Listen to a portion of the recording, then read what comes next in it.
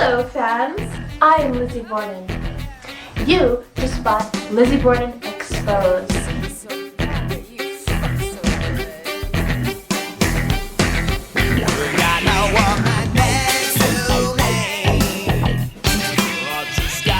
One video tape of Lizzy Borden.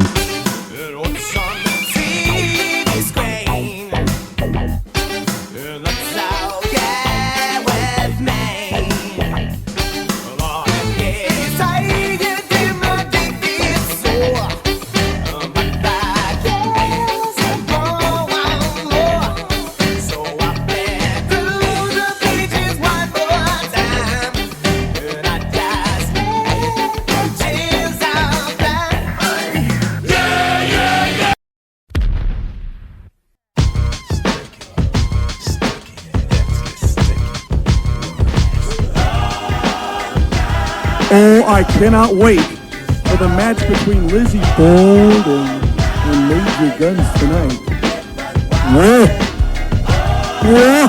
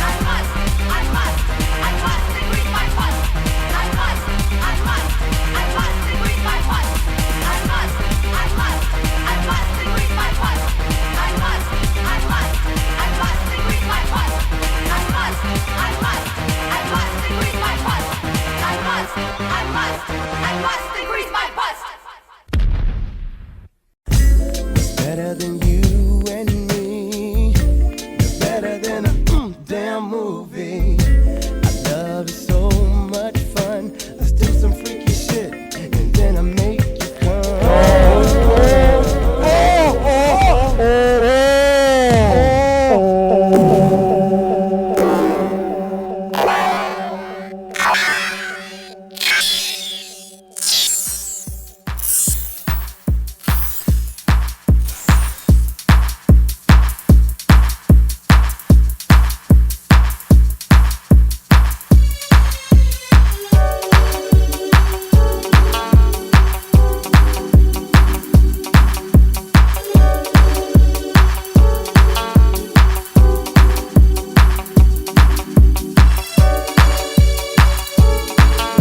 So, as you see, I'm not just brains. You think you know what extreme is, but have no idea. This is Lizzy Borden Exposed. Enjoy. Let's have sex on the beach, laying in the sand, just you and me, hand in hand. Come on, come on.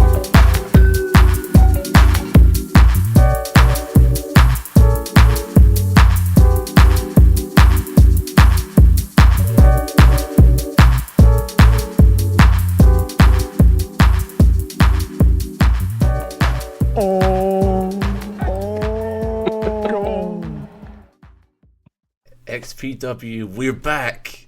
We're back at XPW. And today we are going to talk about Lizzy Borden Exposed.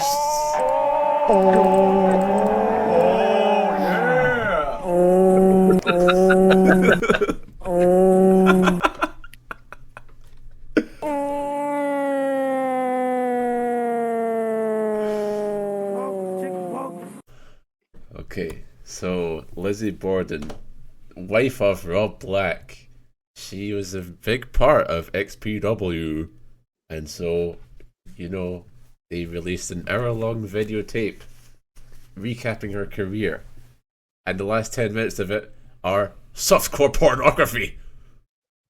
Oh.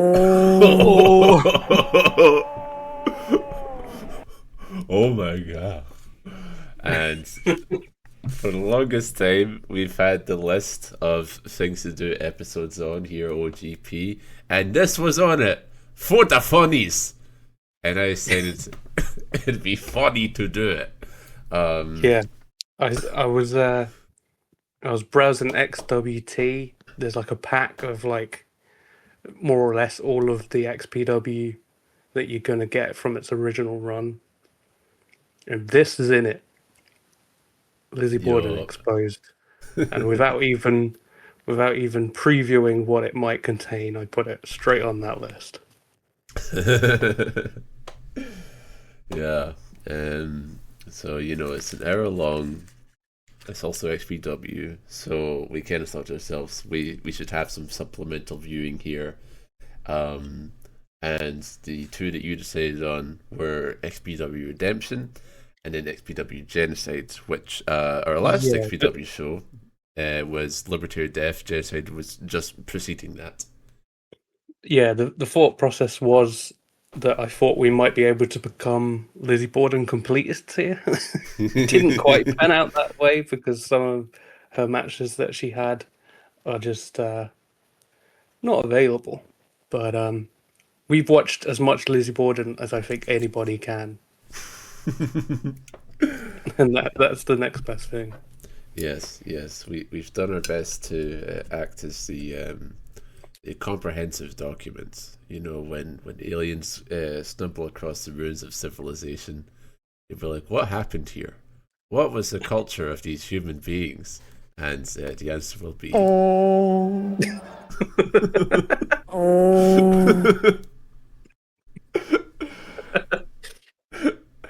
And then the alien will be like...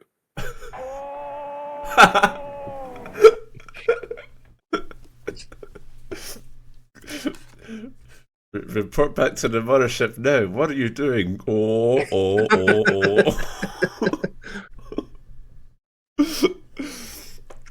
So I'm quite glad that we watched these two shows, because they ended up sending me down like some big rabbit holes, and I think above all else, I've really sort of like gained an appreciation for extreme pro wrestling now. Because we originally did Free Fall in goddamn 2020, and we came away from it like, what the fuck is this place? And then we watched Libertary Death, where obviously by that point we'd become like charmed and stuff by XPW, but I think now. But there was a major rape angle. That lowered the bar a little bit of enjoyment.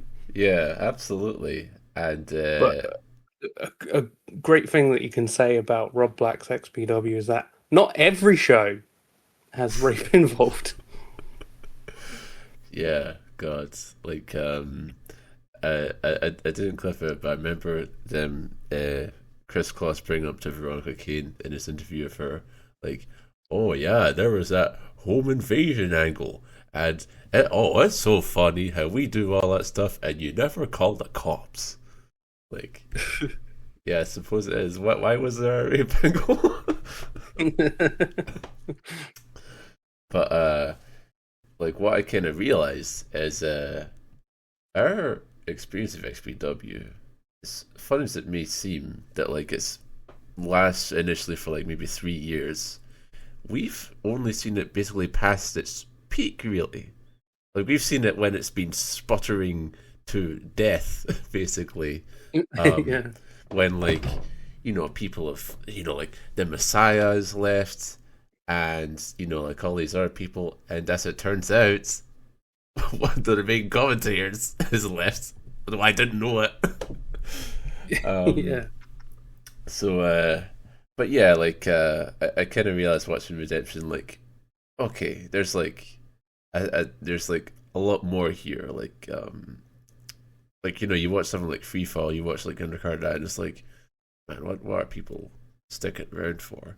And you kind of get a sense like, okay, there was goodwill that was kind of built up here of like, at the very least, good vibes that would have kept people around in the Los Angeles scene. But how about we quickly go over like Redemption and Genocide? What did you think of them shits?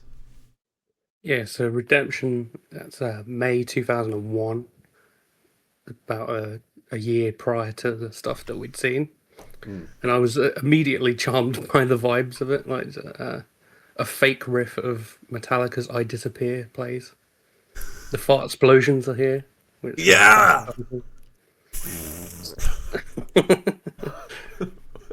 And they got super cool text effects. Every massive screen has like just like, oh, let me apply this effect to this name and apply that effect to that name. That's editing for you, baby. Yeah. The name of Ultra Taro Jr. goes a little fuzzy for a sec. Very nice. And yeah, we kind of touched on that in previous XP dubs, but like, yeah, these often have like the West Coast talents that ends up going to create stuff like Revolution Pro and Epic Pro, and then obviously PWG as well. So it's very interesting seeing. I think so. The match would be Super Dragon and Excalibur versus Ultra Taro Jr. and Rising Sun, and it really is sort of like that caliber of match of just like they go out there and they go fucking crazy, and you know, like four guys that weigh about 110 pounds. I know, yeah, it's crazy. Like Super Dragon would definitely bulk up a bit over time, but here he's just a wiry little dude. Yeah, and Excalibur never really does. But yeah, like Kris Kloss will literally be like, oh, these guys are not bigger than Dorko Dude. So Kloss just burying it. But yeah, this was a pretty twisty opener. Super Dragon just going ham. Essentially, he's definitely the main ham goer. There's some bunch of mania moments, but it's okay. Yeah, the crowd is like into it like more than I've ever heard an XPW crowd before. Yeah. And yeah, that it was a good opener, and then you get to watch Kraq. Yeah, didn't last. The good times. You know, I was I'm not sure how you listened to this, but I was listening without headphones, but I could still tell that Kris Kloss, if I was wearing headphones, he would only come out of one side because his voice was literally emanating from like nearby to my USB drive on the right side of my laptop. Yeah, I didn't even realize sound came out of there. But XPW showed me. Yeah, that tracks. I probably would have like just like switched it to mono just out of habit, but yeah. It's nice when we can get like these sort of like crisp, high definition XPWs, because like you know, my lament as we've hit this button over and over again is so fuzzy. I want the crisp, high definition to you know, make it feel as if he's in the room with us right now. Yeah, we get Kraq and a double bill of Dynamite D. Yes. I'm not sure why he had this mini gauntlet. Yeah, Kraq is in a, shall we say, partnership with Angel the Hardcore Homo. And heels are gay because it's 2001 and I don't like gay people yet. Yeah. And this match is not a twisty, but Kraq has a good spear. That's one positive. Yeah. Phil Brooks. Oh God, no! Oh, poor CM Punk. That's you told. You're worse at something than Kraq. from XPW. Mira Kraq is better at the spear than the CM Punk Chico. And so you mentioned that Dynamite D goes on a mini gauntlet, and that's because here's Nozawa now. Ring the bell. Yep. Kris Kloss announces this by going, Pearl Harbor! Pearl Harbor! Yup. Nozawa's from fucking Japan. Oh man. And you might be thinking, well, D has put down Kraq. Is there an end to what he can do? Yes, there is. Because he loses this one with Michinoku driver and cocky pin. Yeah, that's right. Yeah, kind of just fucking. Oh, okay, that's over. Yeah, I'm not sure what Dynamite D's deal is because he's dressed up as Jake Roberts as well, and like both him and Webb go through this thing of like, oh, they're trying to imitate the legends, and it's like that feels like the extent of the actual creative direction. Like I don't know why they're doing it, but they are. Yeah. So yeah, it's nice to see him. It's also nice to see Pogo the Clown back. Yeah, Pogo Clown is really angry and really fat. He faces John Kronus, who you may know from that other promotion.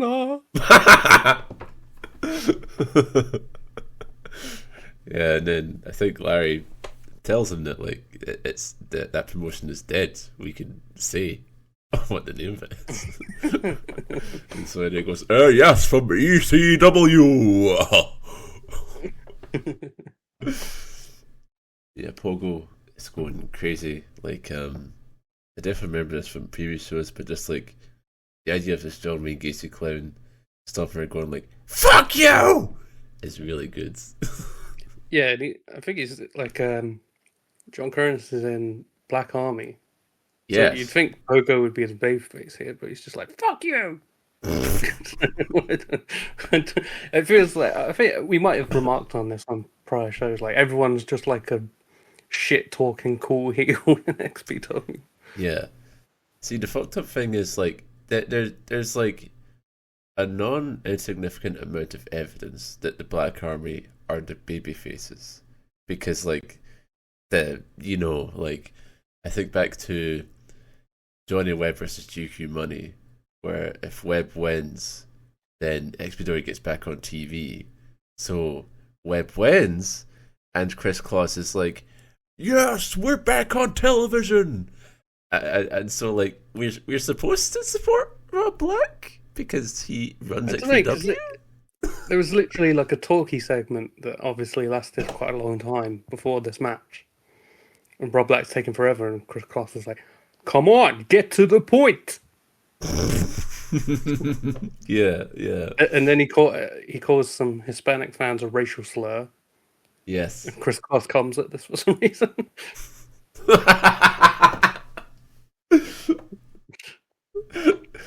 he comes in and then has post-notes clarity. He goes like, enough with the racial element. And then ICP and Vampiro come out and turn heel? I don't know. Yeah,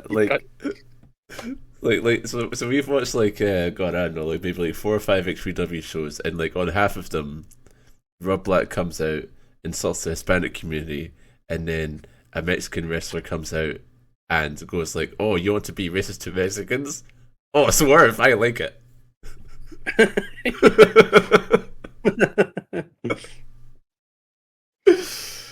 Yeah, there's something going on with the fucking Sabu was the champion, but they can't afford Sabu anymore, clearly.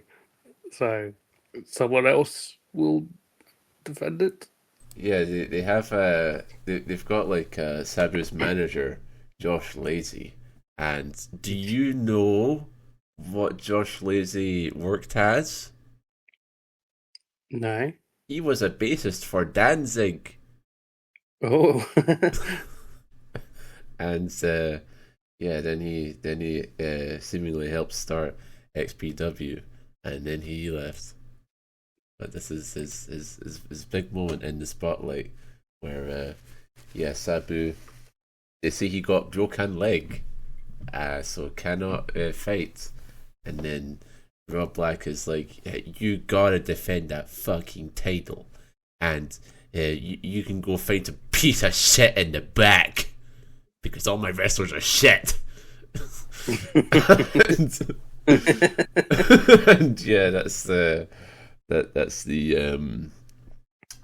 angle for the main event. Yeah, like I think it's very like XPW can often feel like like pro wrestling generally can feel like life on steroids, where it's the sort of cultural sphere just like stripped away of any like very crass, very like in your face about it.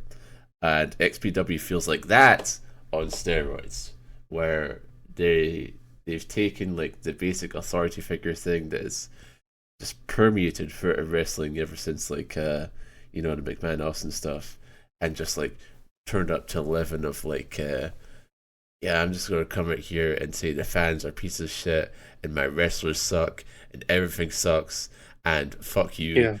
And it's just like, they'd be like, we could actually make something better, because we'll just be like, fuck you, pieces of shit. Homophobic slur, racial slur. And that's what the WWF is really missing. And also,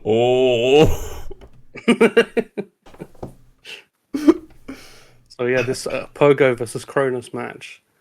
Kronus has a sick 450.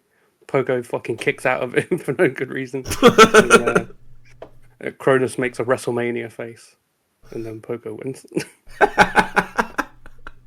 Pogo cannot be stopped. Then we got Angel, the hardcore homo, against Lady Victoria. Mm-hmm. And so a homo versus woman match here.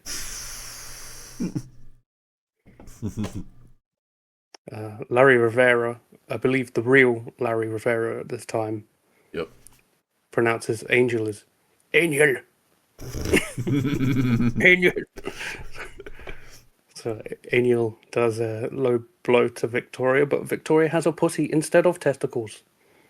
And pussy is, of course, notorious for having absolutely no sensitivity whatsoever. Oh, Angel does not realize she has the pussy and not the cock. True.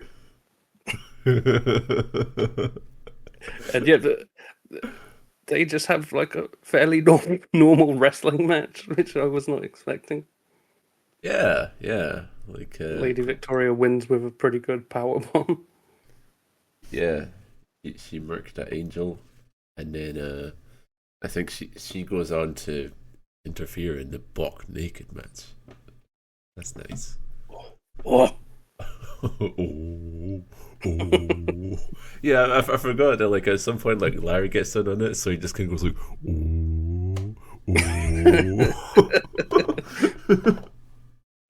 the different tones of comment. And like Kris Kloss even goes like, "Come on now, that's my thing to come."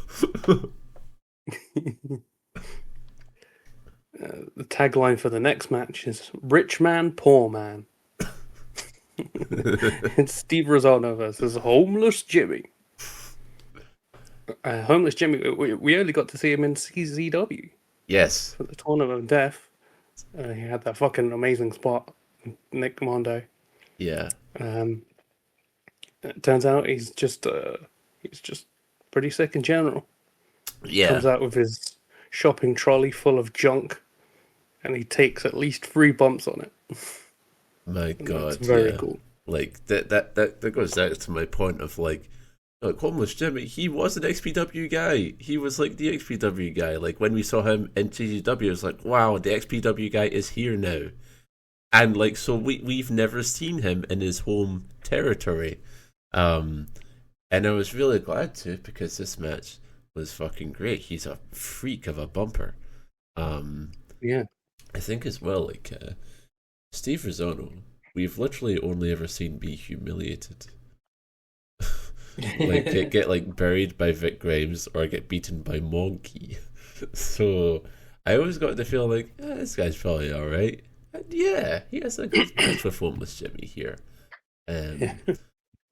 Like he's accompanied by the Enterprise of GQ Money, TG Russian, Veronica Kane. Oh, and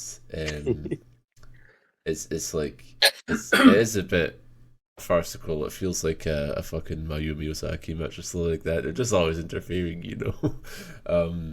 But yeah, like Homeless Jimmy, he takes good bumps, and I think as well he like has like good comebacks too. Until eventually just fucking loses because he got beat up too bad.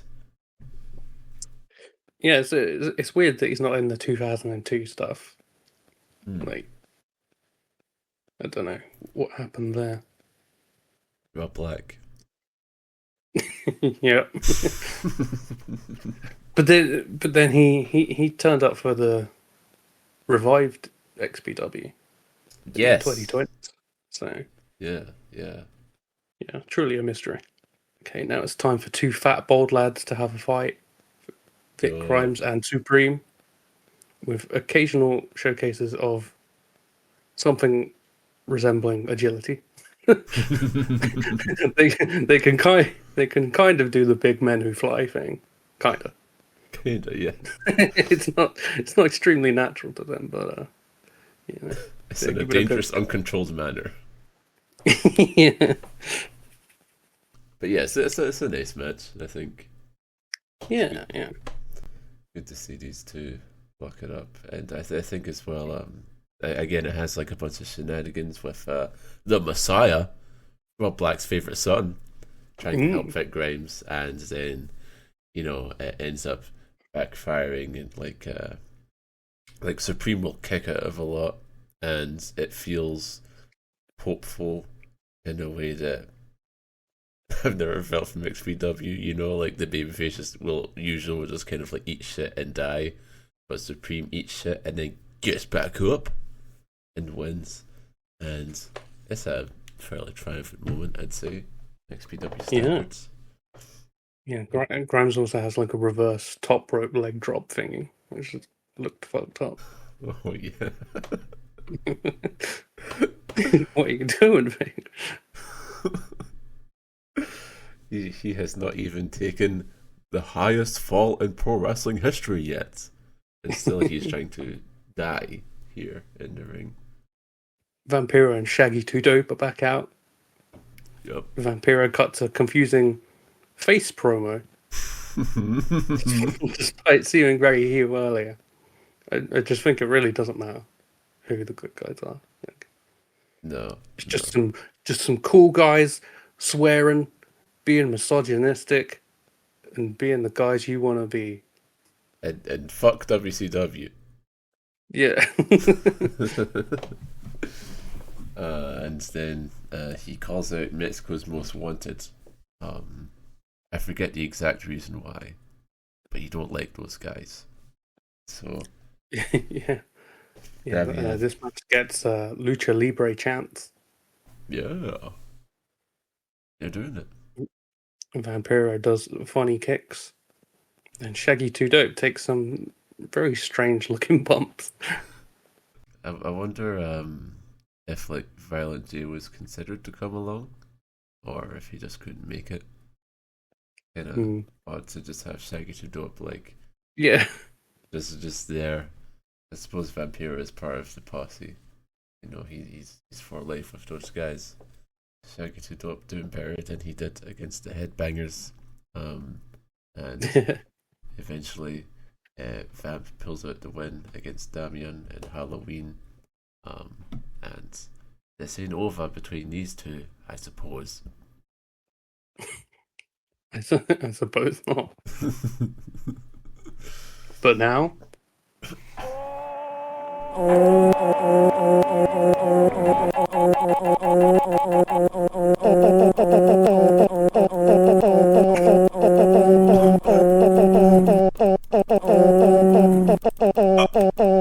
This is the Gaffer remix.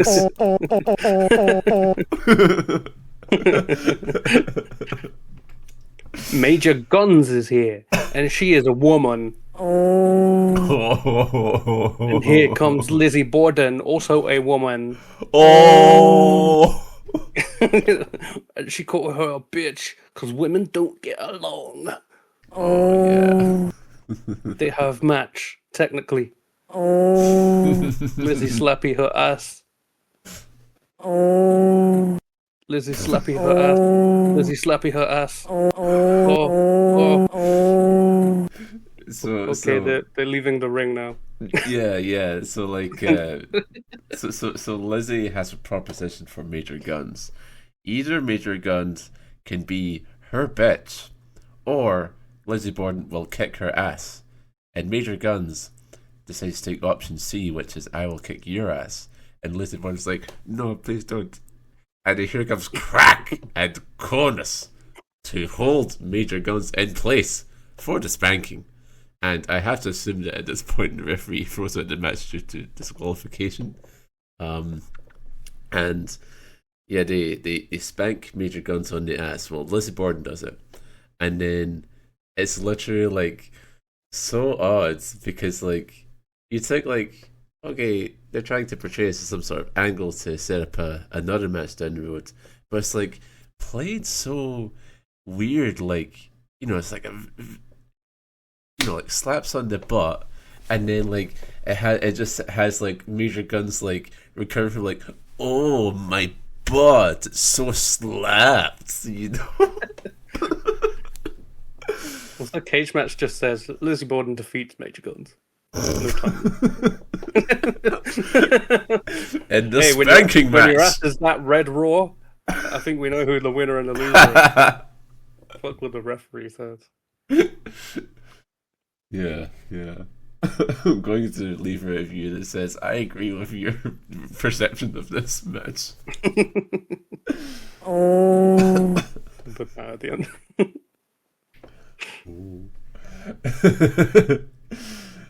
And then, hey, we get a death match. What? Yeah. A death match in XPW? I've never heard of this concept. Yeah, like an actual like death match, like tacks and tails and tube usage. Yeah, And yeah. if there's any World War II veteran in the crowd, don't watch this because it's just like the aforementioned war that you fought in. Yes, Kid Chaos versus Johnny Webb. And, you know, when we weren't fond of these guys in 2002, were we? No, because Chaos, his matches could be interminable. Like, yeah, he's alright, but I'm not really feeling it. And Webb, after watching this match, I was like, what the fuck? Why wouldn't they just let him wrestle normally? Because he's pretty good here. And then he said like, oh, you're Elvis now and you suck. Yeah. And they did that while he was the world champion. Yeah. But yeah, this is a pretty twisty death match. Maybe the best XPW match I've ever seen. That's extremely high praise. Yeah, absolutely. Like, I've never seen this done before, where the wrestlers have loads of tacks in their boots and they go outside onto the concrete floor and turn into fucking Mr. Bean. Like, whoa! Yeah. Like really good violence. Webb leads quite nicely.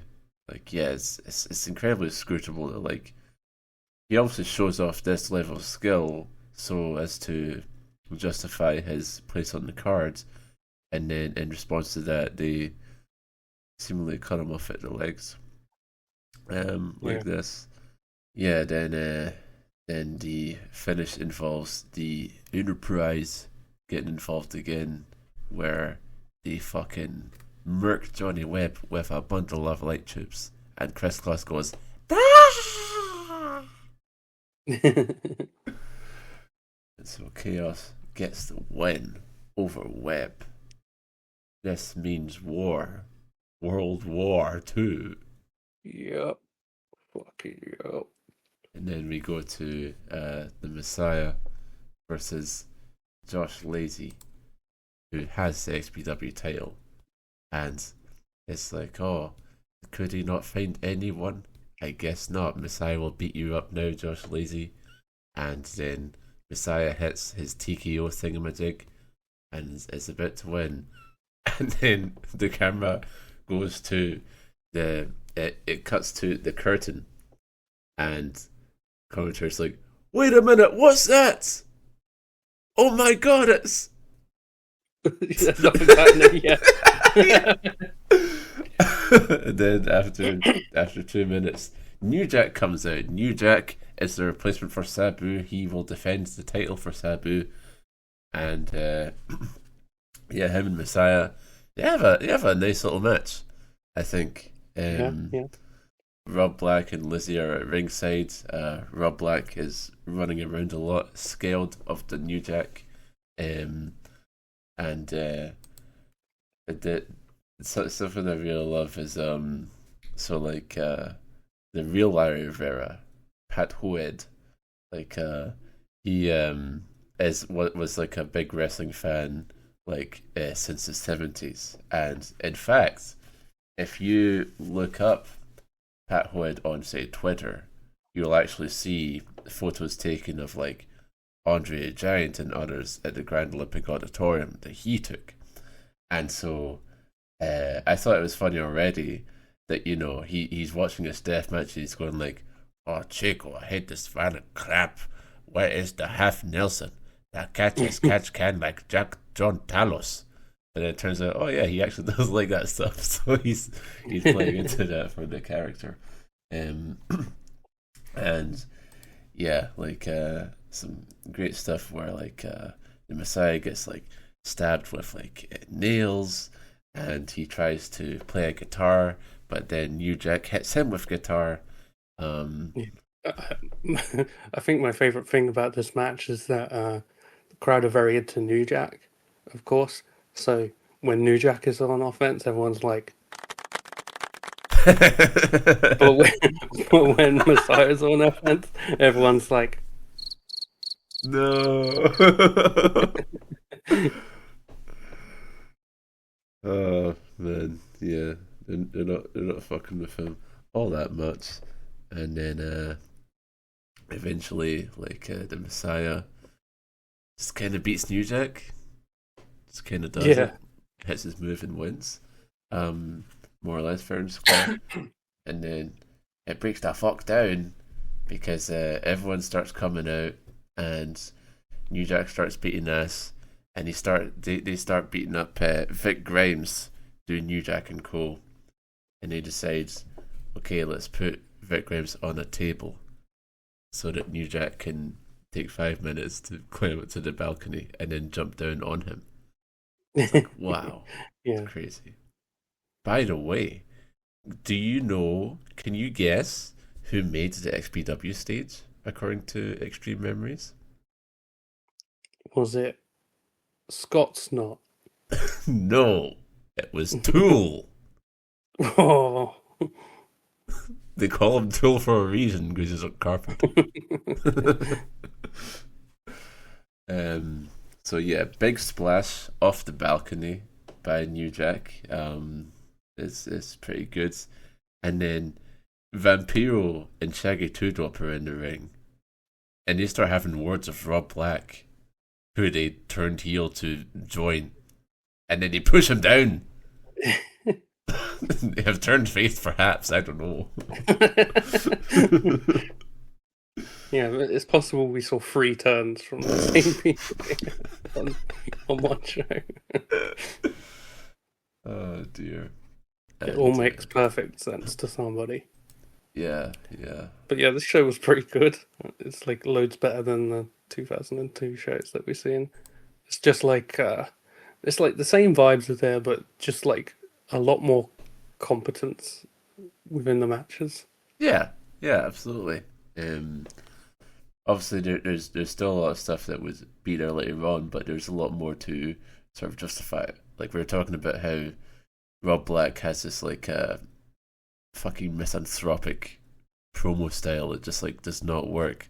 But at the very least, like, you know, in Free Falls, like, there's nothing to even go back to after that, you know? But at least here, like, there's still some, like, bits of hope. We could not find XPW Rapture from 2001, which featured another Lizzy Borden versus Major Guns match. Yes. But what you did find was essentially a XPW PowerPoint presentation on it. Just like a little slideshow with frames from the match. Yes. Let me see if I could. Let me just get that right quick so we can experience it once more. Yes. Okay, here we go. Let's bring this over here to this window. You go over here. It was now time Turn yourself up, Kris Kloss. for the Let me battle hear your of ass. the bitches as Major Guns and Lizzy Borden were set to go one-on-one. The following is a Beating bitches XPW match. Redemption thanks to the interference from Kraq and Kronus, Guns demanded that her match with Lizzy at Rapture would have no interference That's from right. any member of the Raw Black Army. To prove that her wish would be granted, Borden came to ringside with Kronus, Kraq, Angel, and VIC GRIMES and handcuffed them all to the railing at ringside. Borden then blasted into the ring and looked extremely confident with their newly acquired grappling skills. But as soon as the bell rang, Guns was Wow, all this looks so over fucking Borden, Big Mouth and lead the shoot Queen style. of Extreme was about to be beheaded when a woman dressed in a kimono ran to the ring and attacked Guns. Having kept their true word, no Black Army men had interfered in the match. Oh, darn The it. Army had apparently recruited a Japanese woman to carry out Lizzy's dirty work. As the woman and Lizzy attacked Guns, Rob Black and the Messiah confidently strolled the ring, and Rob Black began to berate the former WCW ballet. As the beating continued, a familiar tune was heard throughout the arena, but no one quite believed just what it was. Not wanting to take any chances, Rob Black asked XPW ring announcer Ron Head for the keys to the handcuffs that were attached to the Black Army members on the ringside railing. Head, however, had some idea of his own and took off for the locker room. No. Black trailed, but by the time he went through the curtain, he was backed up to the ring by none other than the Extreme Icon, the Sandman. Sandman chased Rob Black to ringside, where he beat down all of the handcuffed Black Army members and then turned his attention into the ring.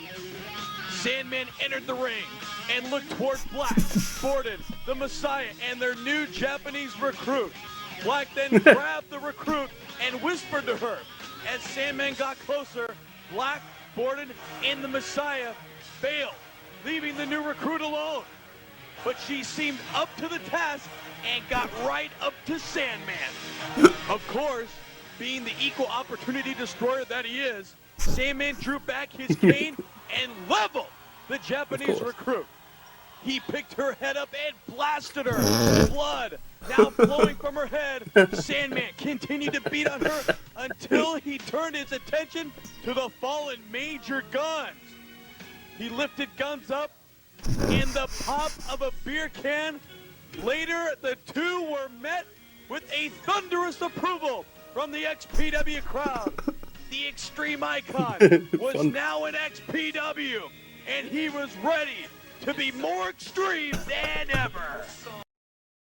I bet that was all like 2.5 minutes. And they're just like, and then this happened, and then this. Yeah. I mean, like, I am glad they like cut out, you know, what I'm sure was Rob Black going like, this fucking piece of shit bitch from WCW, fuck you, and fuck you all too. I hate you all. Like, yeah, I could do without that. But wow, Kris Kloss. Yeah, Kris Rob Kloss Black should narrate so much recruiting more. Recruiting a Japanese woman. two types of minority. I know. Like, I thought for sure that was just like Lady Victoria, but I guess not. It was their Japanese recruit. It's quite fucked up of Lizzy Borden to do, because not like we've already had the athletic contest disrupted by Kraq, Kronus, and then we thought that if we banned Kraq and Kronus and the rest of the Black Army, then we'd finally see it 1-on-1. But they fooled us. They have fooled us by exploiting a loophole in the stipulation, getting a Japanese recruit. And I'm like, damn, I still really want to see Lizzy Borden versus Major Guns. I shall purchase a ticket to the next show in case they do it. I bet they were very heavy-handed. No man can interfere. Yeah, and then like, like everyone would understand, like, okay, some of this is coming in, and then Rob like goes like, "You fucking idiots! I bet you didn't even think of that." Fuck you for coming, pieces of shit.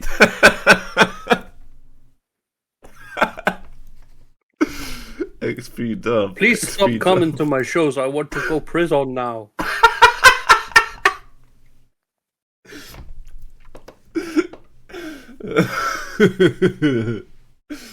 So then we have Genocide. Yeah, great name for a show.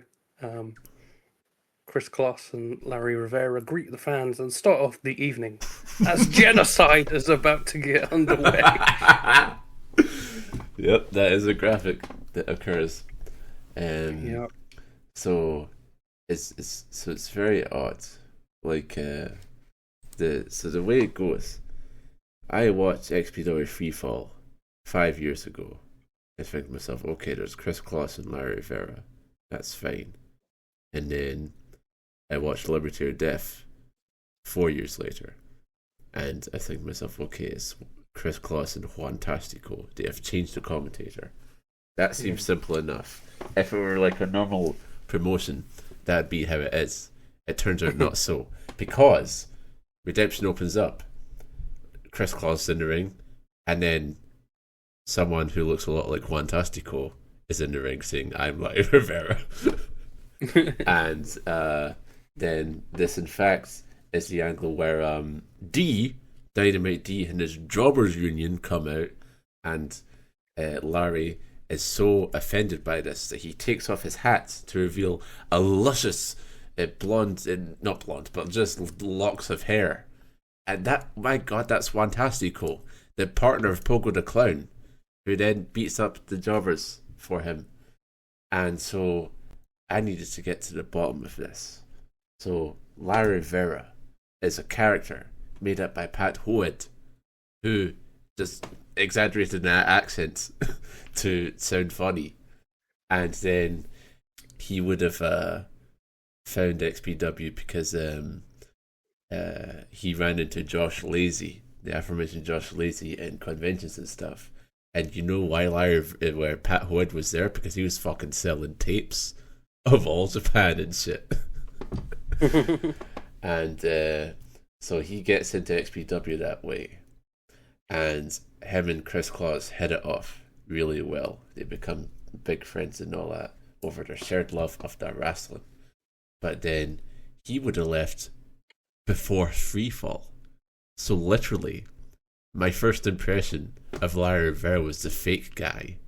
It felt like, what the hell is going on? My whole world's shattered there. But why is it that Pat Hood left XPW? Well, he has one thing that he says when Kris Kloss gets him and Juantastico in the same room. Well, that was, I was becoming involved with this band called Slow Rider. That was actually starting to get pretty popular. We were getting more shows, getting more bookings, more shows here, more shows there, and it was kind of starting to conflict with not only the tapings, but with the live shows, that would happen on a Friday or Saturday night. I wouldn't be able to make a live show, because I had to play pain. I had a pain gig with a band, so Great audio. it just came to a point where I was like, I hadn't made the decision yet, but I was starting to lean that way. It's like, I think it's time to say goodbye, just to give it up with XPW. I'd done close to 80, 85 shows. And, I thought like I'd taken the Rivera character as far as it could go. And then it was just one night where we had a TV taping, and at the same night we had a show. And I told Kevin a couple days beforehand, hey man, can you make sure and get everything done? Because I need to get out of there by like 10 o'clock. It was in the valley. Yeah.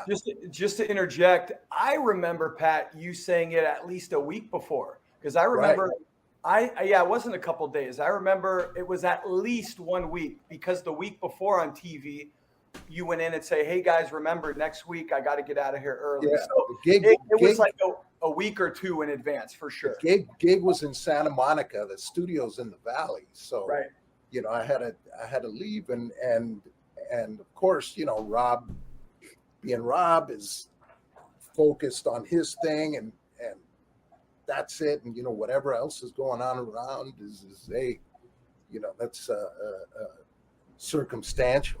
So the time came for me to go, and I had a role, and then Rob got kind of upset, said, see you later.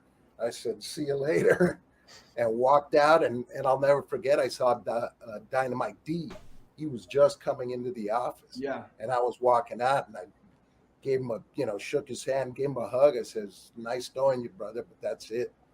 That's it for me. I'm done. Oh. Great contribution from Juantastico. Yeah, Juantastico goes down the road. So, that makes sense. I know, it's just like couldn't work out. But wait a minute. He told it a little differently when it was him and Kris one-on-one. Oh. Night we go in, we do the matches with Webb. And then from there, it was like we thought, oh, we're good. We get to get out of here early. Even I did, even though I didn't have to be anywhere. Bonus, Rivera's got to get out of here early. That means I get out of here early. So we were like, after we called the matches with Webb, we go into the studio, the warehouse, and we're like, uh-oh, they're not set up yet. And I was concerned about you that night, right? And I felt, Rivera, dude, I felt it that night too before it happened. I'm like thinking to myself, if they're not set up, he's going to be pissed, and justifiably so. And I would just hope to God, like, oh, please let this go. But it didn't. You want to elaborate on that, sir? Well, just to go back a little bit on what you were talking about, there were times when there were even delays on calling the matches, because because Kevin and Rob would be debating on what we would talk about during the commentary. Yeah. So there were delays even with that. Yeah. So we wouldn't start on the commentary till we'd get there at 9, 10, and we wouldn't start till midnight. Yeah. So I was fully aware of this, and this was a night, this was right around September 11 too. It was like not too long after. I'd say it's maybe November. Okay. I knew well in advance I had this gig. It was on a Wednesday night, and we taped that. We taped in the office was in Van Nuys. Yeah. This gig was in Santa Monica. the great Temple Bar, no longer there. Oh wow! In Santa Monica, and it was hyped up gig, man. There's a shit ton of people going to be there. There's no way I could miss this thing. So you know, I told them, hey, if we're not done by this time, I'm leaving. You know, I have no choice. Yeah, and that's what happened. And I remember I walked into Rob's office. I said, hey, Rob, I got to leave. And he was on the phone. Yeah. And he said, what? You're leaving? Fuck you. He took the phone and threw it. He threw the phone and it literally went through the wall. But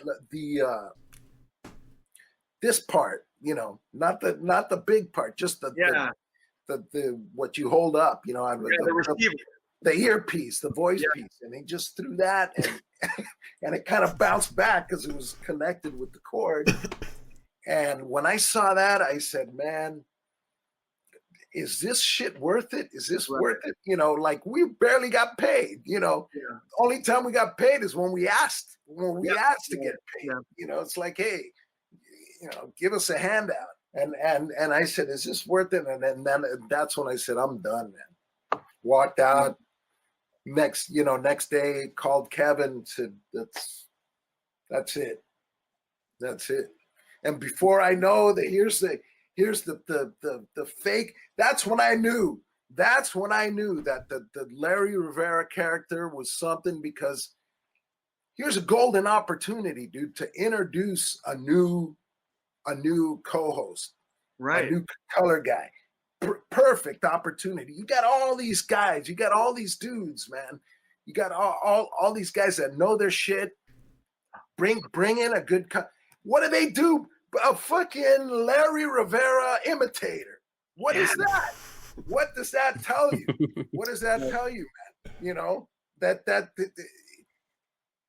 you know, what does that tell you? The only people that suffer are the fans. If someone thought he was getting one over on me, I would just sat there and said, this guy's a clown, you know.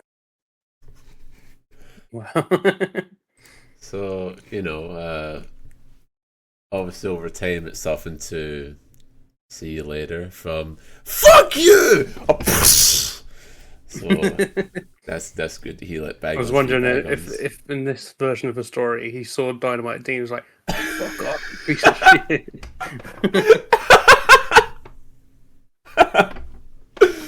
Oh man. So yeah, like Pat leaves, and then this leads to Juantastico being around. So I wanted to look into who Juantastico actually was. His name is Gabriel, and he was along with Angel, one of the last two trainees of Slammer's Wrestling Gym, which was run by Vern Langdon. You ever heard of Vern Langdon before? I have not. He was a jack of all trades who not only was a wrestler, also a musician, and also a guy who made masks, which ended up in stuff like Alfred Hitchcock Presents and I believe The Outer Limits as well. It's one of those cases where I look him up and I see this guy who does all this stuff in like outside of wrestling, and I'm like, oh wait, hold on, let me specify wrestler, and turns out, oh, it's actually the same guy.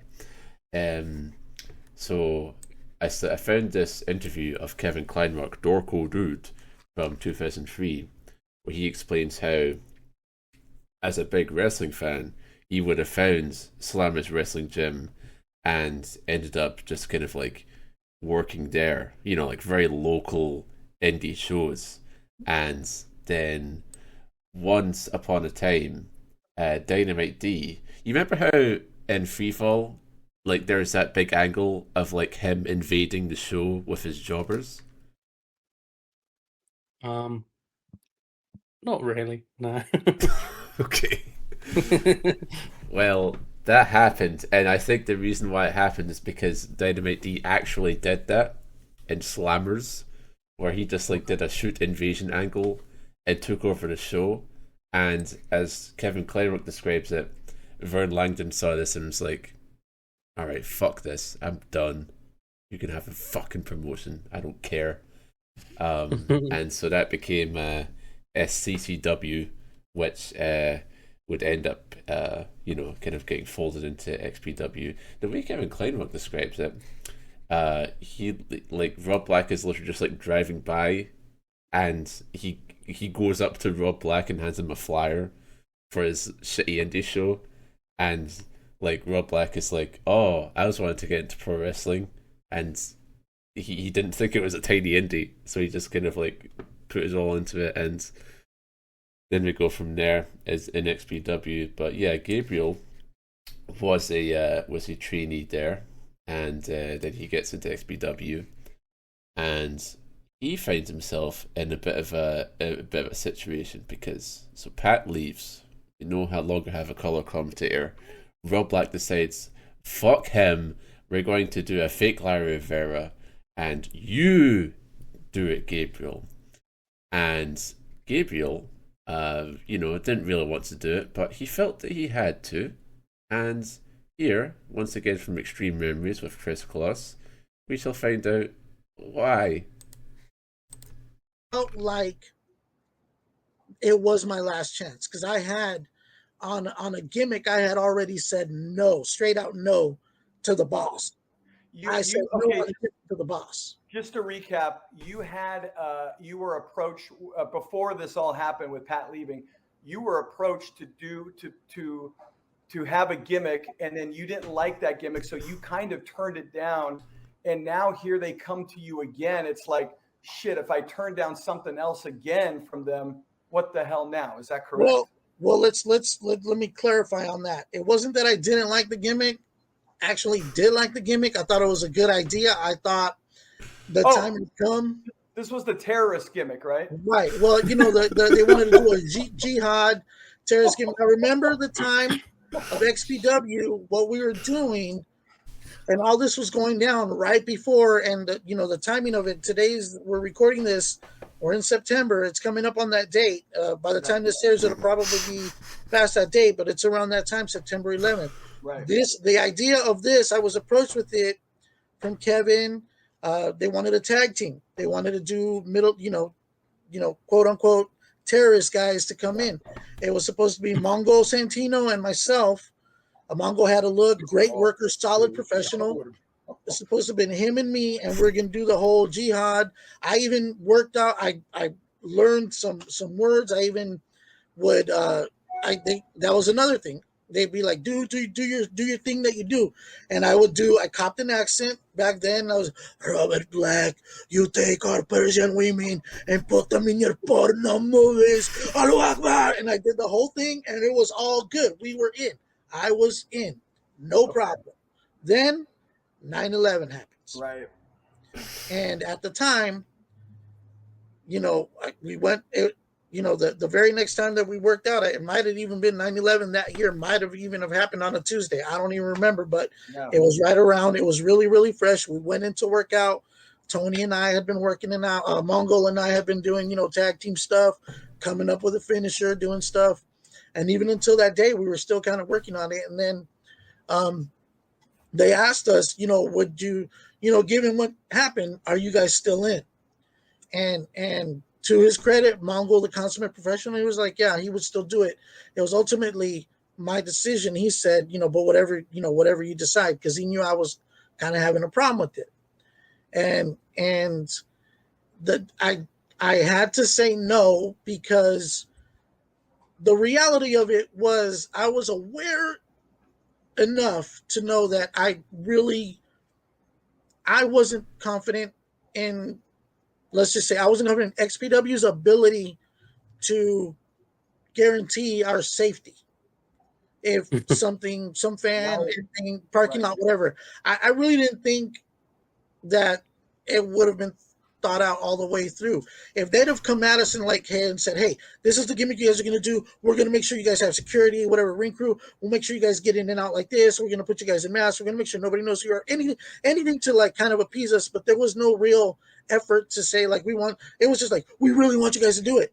We're like, okay, but if we do it, what if, Roddy Piper famously got stabbed. by a fan. So Freddie Blassie as well. yeah, you know, and so here, you know, Jack Mulligan. Yeah. And they set Blassie's car on fire. And you know that, especially then with kayfabe still being a thing, right? More so, yeah. You know, who knows what would have happened. So ultimately, it was you know, in my heart, I think everybody felt patriotic at that time. They attacked us. Everybody felt that as Americans, we were like, they attacked us on our soil. How dare they? And so it was a combination of all those things. And I had said no. And honestly, once I did, I felt like it was out there. There was a palpable, maybe not. I wasn't asked to leave. They wouldn't say like, well, don't bother coming anymore. They was just kind of like, okay, well, if you don't want to do it, you don't want to do it, I guess, kind of thing. And then, so it's just kind of like, oh, what now? You know, so I did feel like, damn, if that was my one and only shot, what am I going to do? But I'm going to keep coming. I'm going to keep working out. I'm going to, for aside from aside from not doing this, look, I'm a team player. I'm a company guy, but I just, company, thousands of people died by terrorist attack. I'm gonna take a pass on that one. Right. And so that's where I was in that situation. I really felt like if I said no again, that I just would have just been allowed. Imagine if you guys would have started doing that gimmick, like say in August, right? Who knows what would have happened? So you would have said yes and gone and oh my gosh. Juantastico the terrorist. You should have combined the two and be like, "Gee, I did 9/11, Chico."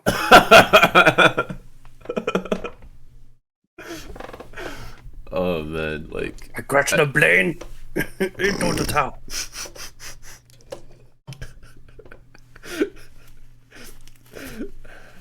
Chico, my jet fuel, it melted the steel beam. I can so vividly imagine, like, when he goes, like, when he is describing how Rob Black takes rejection, like, I could just, like, really picture myself just like, oh, Jesus fucking Christ with this guy, you know? It must be such a fucking thing to deal with. Like, yeah. Like, God, like, him bringing up, like, oh, there was no attempt to protect us or give any security. Like, Rob Black does not have money for that. And if he did, he would not use it on that. He would use it on some other bullshit. But yeah, so then that leads to him becoming Larry. He'd use it for a tub full of poo. Full of cow.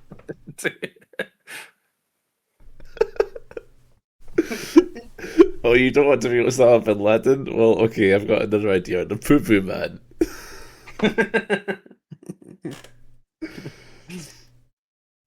So, yeah, like, there's definitely a marked difference with the original Larry Rivera. There's a lot more chemistry there, like, and, like, a lot more amusing stuff. Like, Juantastico, he can do the voice, but, like, you compare it to the actual guys, like, might as well just, like, be his own guy. And, yeah, Genocide kicks off with this reveal. What did you think of him and Pogo the Clown versus American Wild Child, Dynamite D, and Street Style? And Street Style was Shady. Shady, that's right. Yes. I don't know why he got a different name the very next month, but that's a thing. Fake Larry has a nice moonsault. That's what you learn at Slammers. I bet Angel enjoyed it at Slammers. Gosh. Yeah, I don't necessarily have much to say about that much. It happened. And then after this, what also happens is Chris Hamrick versus Psicosis for TV title contention. This is the lead up to the Liberty or Death TV title match that we saw. And yeah, it's this here is quite a nice match. I don't know if because Genocide is a war game style match, so they have 2 rings. I don't know if any of them actually do explore the 2 rings. No, I'm pretty sure they don't. Yeah, but in any case, like Chris Hamrick and Psicosis, they go pretty hard. You know, like yeah, I felt like Psicosis unmasked at this point. It feels like he got kind of sloppy when you compare to like what he did in his mid-90s stuff with like Ray and stuff. Yeah.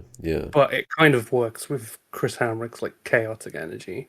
Like Chris Hamrick does like a springboard moonsault to the outside, and you just think, "Oh my god, he's gonna die!" Oh no, he hit it. Fine. Yeah. A good sort of high flying style from both guys here. It works together. Yeah, quite exciting, you know. Like as we've seen in other Chris Hamrick XPW offerings, like yeah, he just goes like very hard.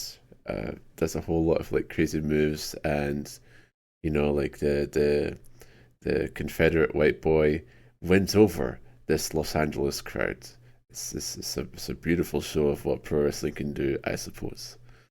And then eventually, Chris Hamrick triumphs over the Psicosis to get the TV title shot. And so, next time we see him, he will be attempting to win against Kaos, and then Lizzy Borden comes out and explodes.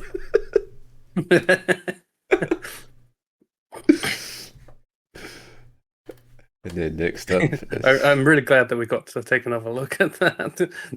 A very deliberate walk into the path of the bomb. As it turns out, it was just another step in the master plan. And then we have what is said to be an interview of Juventud, Guerrera, Vinny, Massaro, and Lady Victoria by Preston Ascot III. So Preston Ascot comes out and is very racist towards the Mexicans in the audience. And then, did you like his sign? One side says "Preston is the best one," and the other side it says, "And I'm not gay." Yes, very good. And yeah, Juventud and Vinny and Lady Victoria, they're all part of the Black Army, but they're not in the Genocide match. So they're just kind of here. And then Mexico's Most Wanted come out. Ring that bell. Yeah, there is a pretty funny Juvie promo before. He does this thing where he says, "He's not the Rock, he's the Juice." Yeah. I forget, does he do the thing where he goes like, you know, the crowd are giving him shit, goes, "Fuck you, what? Fuck you twice, what? Fuck you 3 times." Yeah, good shit. And then this match here is, it's alright. Yeah, it's always like odd seeing like Vinny Massaro here because, you know, like Kris Kloss cannot get over his Italian heritage. Like yet another racial element introduced into XPW here. And meanwhile, he's like, you know, doing freaking strong style to Damian 666, which is, yes, it's quite an interesting experience. What do you think of this match? I thought, I just don't. Every time I've seen Vinny Massaro, I'm just like, what's the point? Wow. What is this achieving? Everyone else is fine, but it's pretty near. Yeah. The Kris Kloss tries to get over the idea that Juventud and Vinny are an inexperienced team, but then they win. So, all right, what an upset! Incredible upset. Mexico's Most Wanted. They get put over as like in both shows. Who was like, oh, one of the main tag teams in XPW. I've never seen him win. I don't think. Did they even have a tag team titles? Yeah, remember the Liberty or Death was the tournament, the first round of it. Oh, right. How could you forget that great tournament? Yeah, our truth was part of that. And then now it's time for Kris Kloss to oversee the official genocide cage match, coin toss. Yup. It's good to see fair play displayed, even in the case of genocide. yeah. And like Kris Kloss here, man, like he talks about like developing the character, and I'd love to ask him one day, like, what was the character you had in mind here? Because like it's just a guy who like it's just like always so much. Like he brings out both the stables and their security there, and it was called like, security, get in here and restore some order, please. It's just like, man, what the hell is this guy up to? And then so we get to hear some live mic which is just, it's so funny to see it actually happen in the ring. Yeah, like we forgot to mention like in the opening promo, Kris Kloss goes, "Welcome to Genocide," and then he points at a fan and goes, "Oh." So I don't know if like they were holding up a sign of boobies, or maybe they had boobies, but it's like that's a crazy thing to do.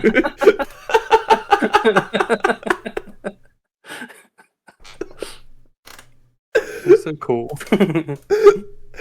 and yeah, so you know, both stables come out, and Kris Kloss flips the coin. Didn't he also go like, "It's time for XPW Genocide." Sounds about right. Yeah, coming during Genocide. That's wonderful. And then so he flips the coin, and then Veronica Kane picks a coin up, and she goes, "Oh, what side is it, Kris? I think it bows down to his cock. Heads." And he goes, "Oh." And it's crazy because like like, you know, like he picks up a coin, and the way he says that, it's almost as if he's like being tempted by some like ancient treasure that has a curse on it, as opposed to being horny, you know. And so yeah, she agrees with the Enterprise's interpretation of the coin. Juantastico on commentary is very pissed. He cannot believe that Kris Kloss would do this, that he would be tempted by booby like this. And then they just go to the back and we continue the show. Damn it! The Enterprise have once again cheated to victory. This is fucked up. Also, GQ money's going to be there. Yeah, he sure is. On to something extremely important here. Scott Snot versus Shooting Star. And you know, Scott Snot, what a loser. He has 0 wins, but look at this other loser. He is flexing. Flexing what? Oh, he's small. So in this match, at first there's Scott Snot chants, but then it just descends into boring chants. They just give up hope on the guy during the Shooting Star's Heat segment. And Kloss is burying the fuck out of the match as well. Like, Shooting Star tries a springboard moonsault, which Snot dodges in a pretty normal manner. Yep. But Kloss is like, "What was that?"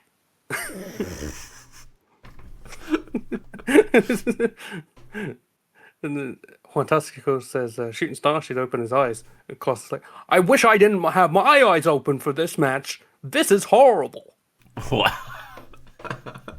Like, why does it exist then? What the fuck is going on? Yes, but then, holy fuck, Scott Snot gets his first win. What a match that was. Oh wait, no, it was bad. Even canonically bad.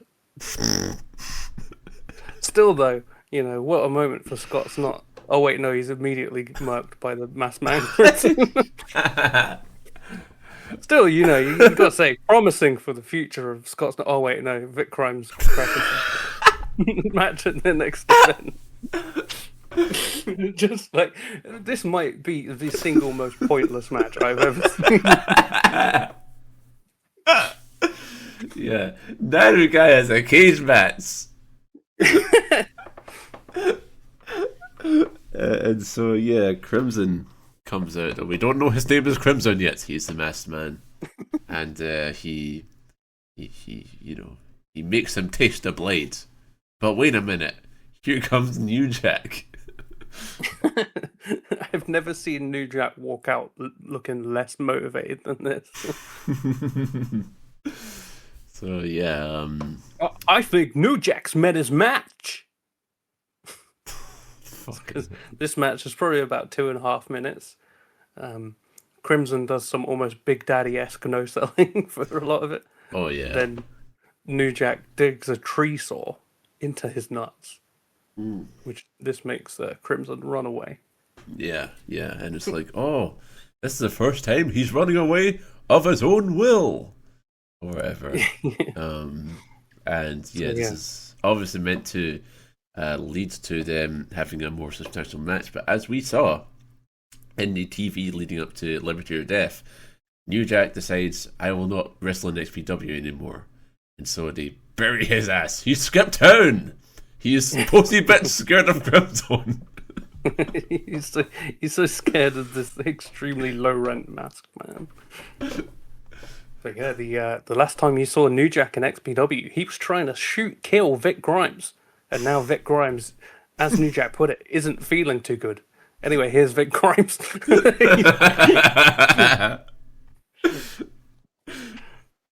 Welcome back from the dead, my friend. Yeah, just no. This is directly the next event after Freefall, isn't it? Like, yes, should be. There's no like, oh no, he's Mr. Shy. No, he's here. It is wrestling. Yes, and the story of that, you know, Freefall moment and the whole New Jack VIC GRIMES debacle never mentions that they're on these same XPW shows before and after New Jack decided to commit attempted murder because of the spot that happened in 2000. Yeah, that is quite right. Because it's so strange. It makes me wonder, you know, if we've been kayfabed this whole time.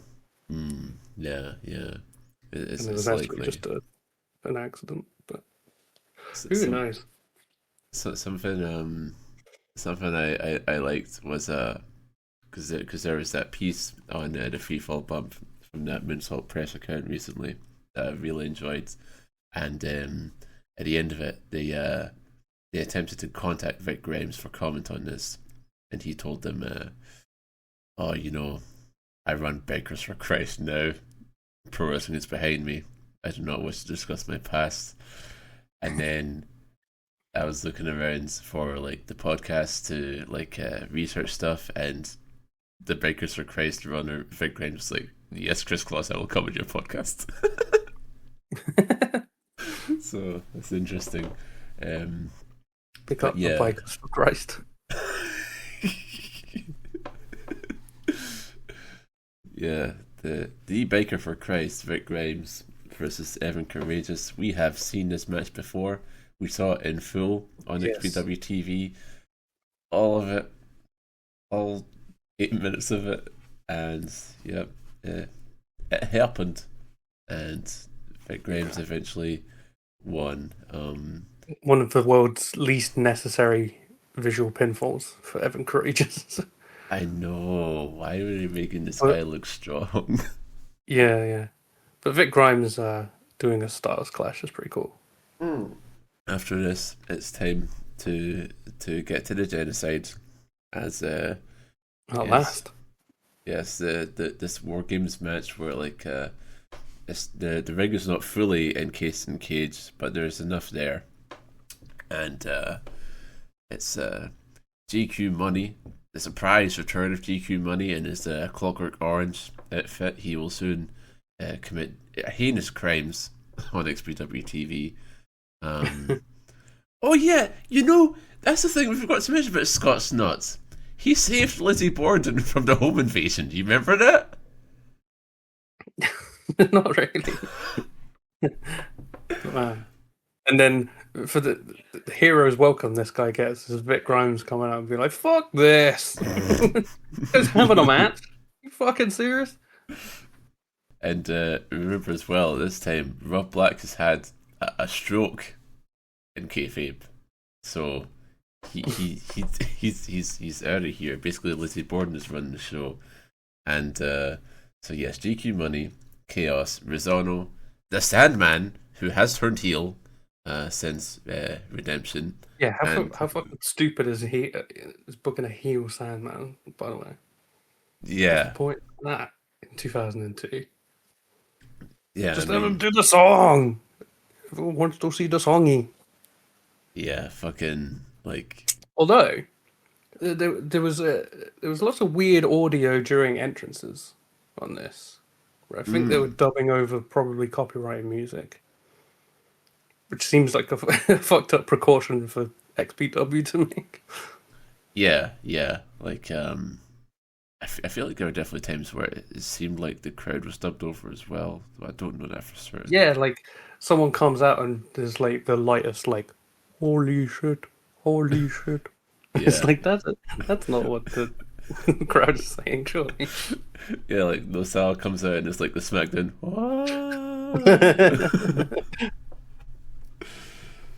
And yes, the Black Army of Nozawa, Supreme.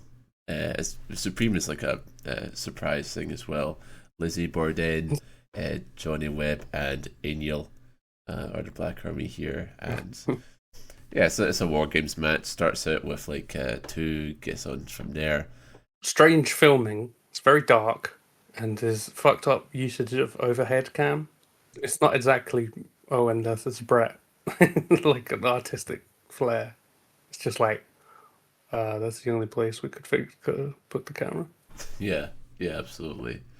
And I think this match is kind of defined less by the actual ideas of the spots and more like how unsafe the spots look. The main thing I think of is just like how, like Kaos will be on top of the cage and it'll just fucking buckle underneath him.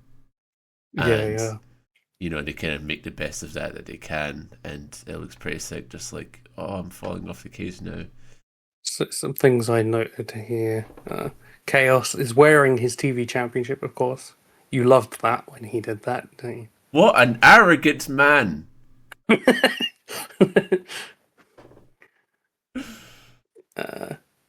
Apparently, GQ Money does the rolling thunder. That's just in his moveset, apparently.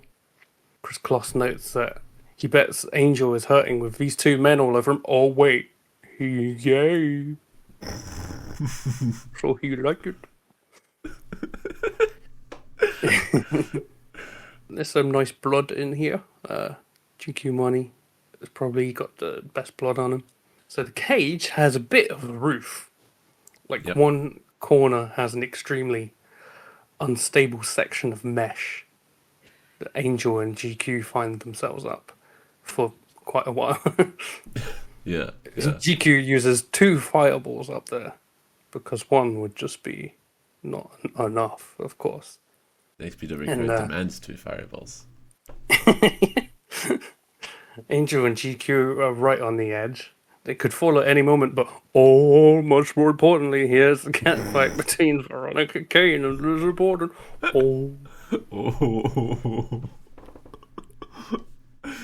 Yeah, I love how like like Lizzy Borden and Veronica Kane both will come out and they'll be wearing like t-shirt. Like sure you can find them sexy or whatever, but like they're just normally clothed. But he just sees them and immediately goes like, oh. Yeah. I had the same problem. They might be wearing the exact same clothes they wore at Liberty or Death. I had the same problem of like I could rarely tell them apart. Yes, absolutely. We needed the commentary's help. Every time there's something involved, then happen. Veronica Kane gets slammed in thumbtacks. Angel and GQ still just writhing around up on the top. And then, oh my god, what's Supreme doing here? Oh, okay, now's the time where GQ throws Angel off the top and he crashes through 2 tables. It's like there's periods where there's just like 3 things happening at once. Crazy formatting here. GQ Money just jumps off onto a bunch of security guards. Webb goes up top with Kaos, and then just something gives in the cage structure. Yep. And so Kaos just throws himself back first through a table. But more importantly, Veronica gets Lizzie's ass out and Spanky and Yeah. Could they get Bok naked again? Maybe. Sandman and Lizzie choke out Veronica Kane. No, Sandman and Veronica Kane. Well, you see, it's the problem. And it doesn't help that everyone's a fucking heel, so I don't even have that to go up. Sandman and a woman choke out another woman, and the woman submits. No titles have changed hands. Yes, that's right. The titles would have been on the line, but Lizzy Borden submits, so no, never mind. And the surprise entry, Supreme, didn't actually do anything, I don't think. No, yeah. They're like, oh, he's Supreme, what's he doing? Whose side is he on? What's he gonna... I don't know. Yeah. And I mean, like... He's in it. They just kind of keep fighting after the submission, so, just kind of keeps going, and, Supreme... Yeah, it's like the least earned ever when VIC Grimes just comes out. Yeah, imagine, right? If they did not have the Ever Courageous match, and he just returned here and said, "Oh my god, we thought he was dead." No, actually, we saw him wrestle for 8 minutes. Yeah, the finish means nothing because everyone's still fighting. A woman has her ass crack out. Sandman pours beer on Lizzie, and Kris Kloss says he went for a little snabbly dibbly doobly. What? What are you talking about, you insane man? Anyway, up there with Wrestle War 92, you decide. You be the judge of that. Yeah, it's just a fun enough match, and Lizzy Borden overcome with the odds, and she does submit. She is a woman, and so yeah, Genocide. Still a pretty nice show, obviously, in that 2002 era where a lot of people have left and that's a lot of the charm is kind of gone. But I guess we're more used to it now, and we can kind of think okay, there's stuff here, there's stuff to laugh at as well. Impression I sort of got of XPW listening to a bunch of interviews was I think the way Veronica Kane put it is with Rob Black, they both love him and also think he's a piece of shit. So, obviously, the whole creative process of it would seem like a whole bunch of bother, but the actual people doing it seem to like each other well enough and have fun doing it, and definitely the earlier stuff, you can kind of detect that a bit more as opposed to this, which is in the disdain era proper. But yeah, 2 fun shows to watch, and XPW ultimately worth the effort. # bring it back. # we want Titan J. we want Titan J in XPW. Seriously, nothing would please me more.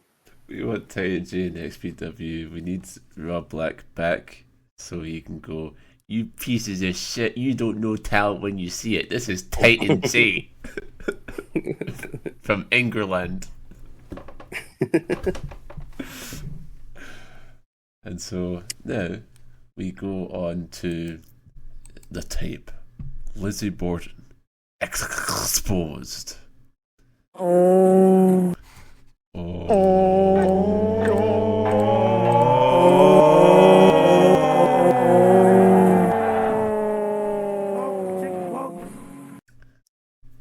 So we. Do you have the biggest column? I was trying to see if I had it here. Actually, I gotta find it right now. Let's see. You should say you can save it till the end. Right. So we open up in a morbid-looking bathroom, decorated very sinisterly, and in this bathroom is a bath. It didn't say the bath. It was Lizzy Borden. And she tells us, "You just bought Lizzy Borden exposed."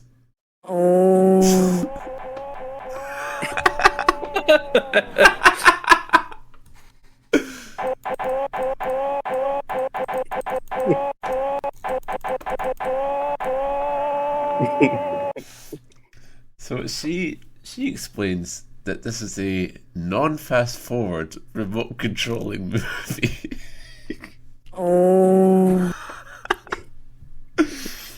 So sit back and I will go over the past, present, and future of Lizzy Borden, and then the camera torpedoes into the bath.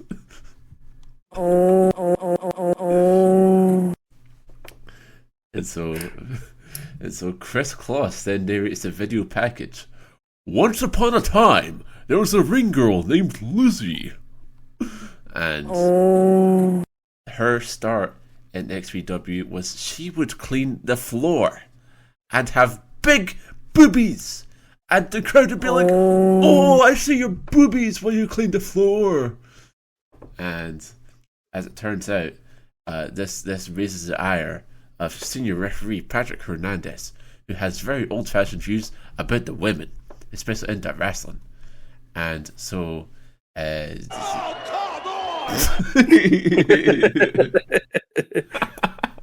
isn't right.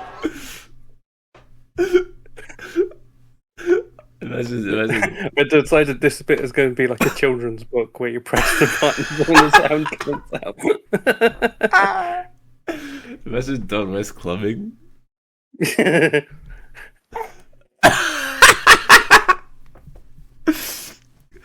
And so Patrick Hernandez giving her the business. It is said, made her become Lizzy Borden.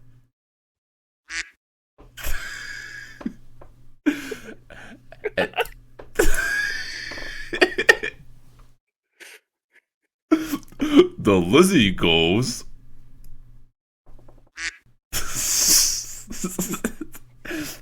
So now she's gyrating very sexually in the ring. And she wanted to entertain the fans with her seductive dancing. But then here comes Patrick Hernandez with a towel.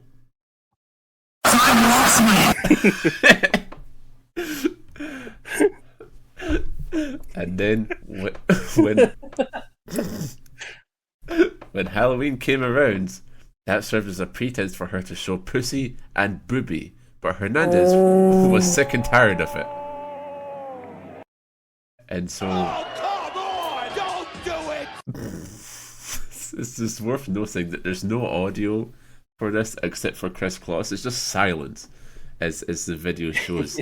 But then finally the audio comes in as Patrick Hernandez gets on the mic and says, "You are a whore, and you know what I want you to do right now, Lizzy. I want you to get down on your knees for me. Come on, I know you've done it before." And so she gets down on her knees and then hits him in the deck.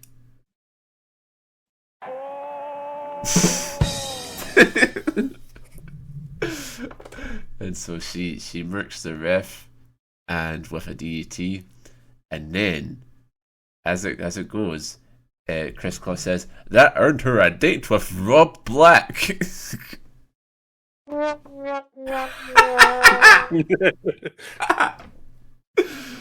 And so this continues on, the tensions between Patrick and Lizzy.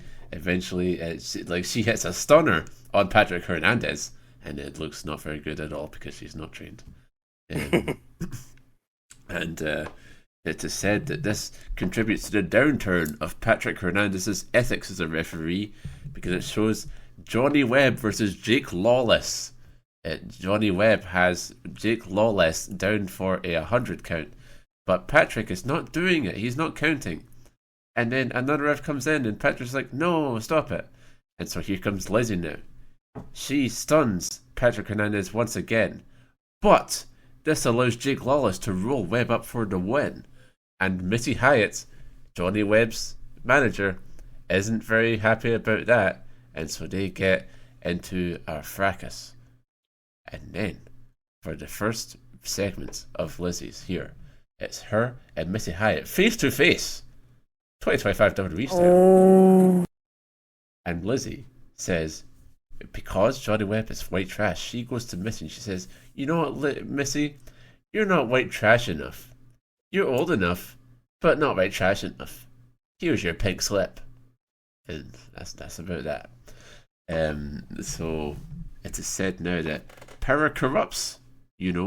She is the owner's wife, and she's now throwing her weight around. A tragic departure from her formerly crowd-pleasing ways. She gets an ally, Chastity. I don't think we ever see Chastity.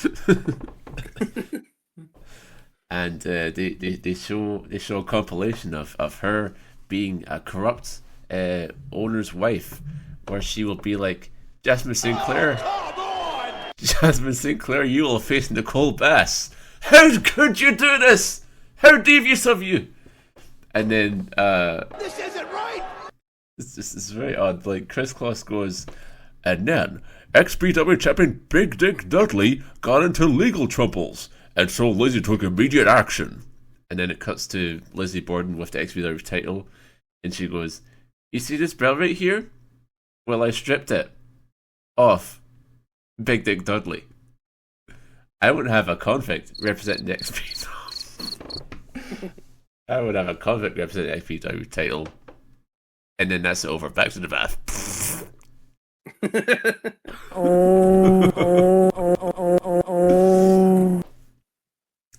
Yeah, so Lizzy back in the bubble bath. Her figure is only hidden by soap and foam. Oh.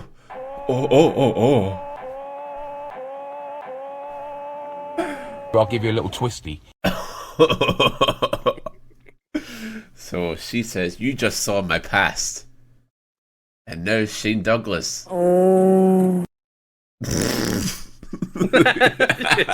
Shane Douglas. So Shane is in the ring in XPW shooting. He's shooting so hard that he refers to Lizzy Borden as Janet. And so Lizzy comes out to respond. She off the microphone, she appeals to Shane Douglas not to have this conversation in private. And Franchise goes, no, I like to talk in public. Janet! So, that's crazy. He's a crazy guy. And then he says that Rob Black has led these people down a path of lies. He likens Rob Black to Andy Kaufman, David Arquette, and Jay Leno. Celebrities who wrestle. And then, unfortunately, this tape is subject to censoring because he refers to Lizzy Borden. He refers to Lizzy Borden as a low-life porno star. And damn, I wanted to know the bad word he said in between those two things. Yeah, where's the censorship here? I have no clue. And then he goes, "Okay, guys, let's give the lady a forum. Say your piece, porno bitch." And then Lizzy Borden says, "Hey, Shane Douglas, I'm glad you're going back to WCW." And Shane Douglas goes, "Whoops," and slaps her. "Don't you fucking talk to me like that, you whore!" And so this is just great. You know, it's great to see Shane Douglas here, and good to see how he treats women. And here comes the hero, Rob Black, to run in and save his wife. And then Shane Douglas, "Oh, this guy is just too much." He goes, "Calm down. She been slapping harder than that in the movies."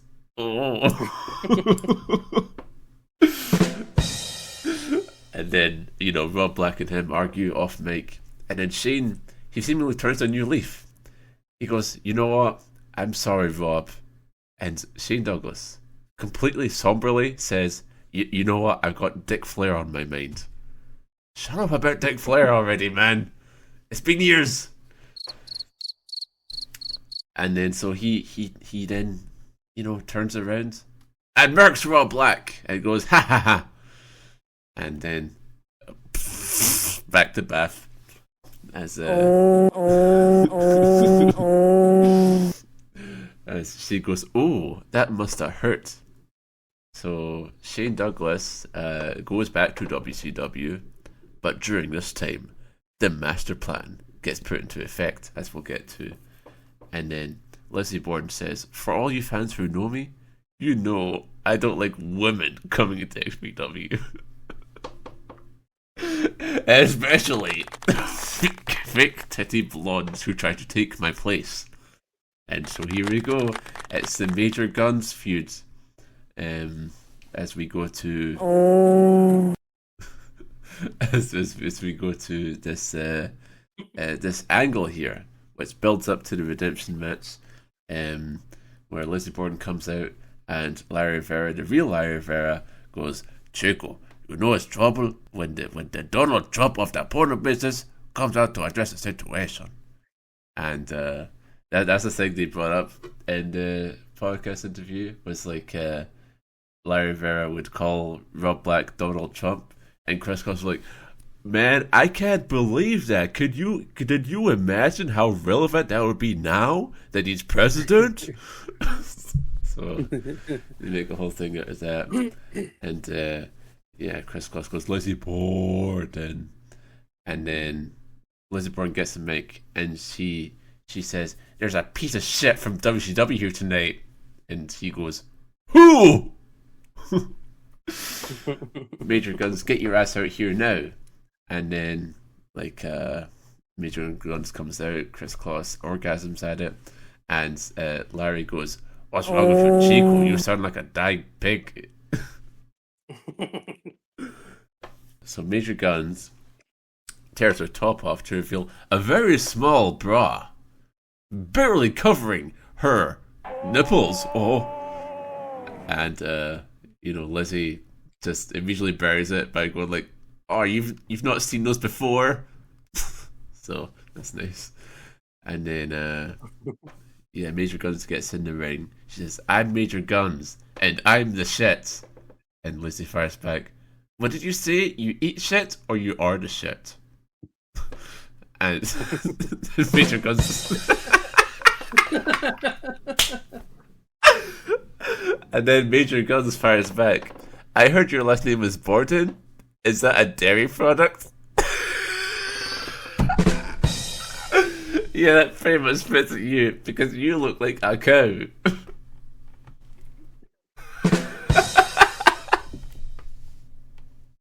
It's going great, this segment. And Kris Kloss will let you go like, "Are they saying things? Oh, I can't hear anything. I can only see." Why can't he hear? Oh, his blood is going to his penis and his eyes. His ears no longer work. And so then Torco Dude comes out. He can't abide the tension between Major Guns and Lizzy Borden. and they're shooting their drink to each other. So then Lizzy gets a cheap shot out of Major Guns and leaves, and then Dorko Dude gets a motorboat from Major Guns to kick his ass, and then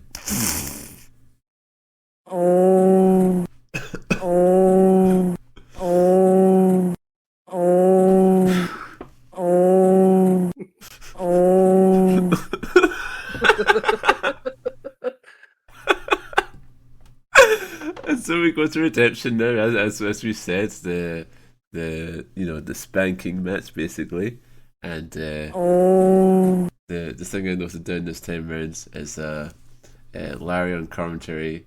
It remarks on the Major Guns' damage by going, "The skin has turned another color," and then Kris Kloss notes Lizzy Borden's great selling because she shakes her hand, and he goes, "Lizzy's head is hurting from the old spankaroonie,"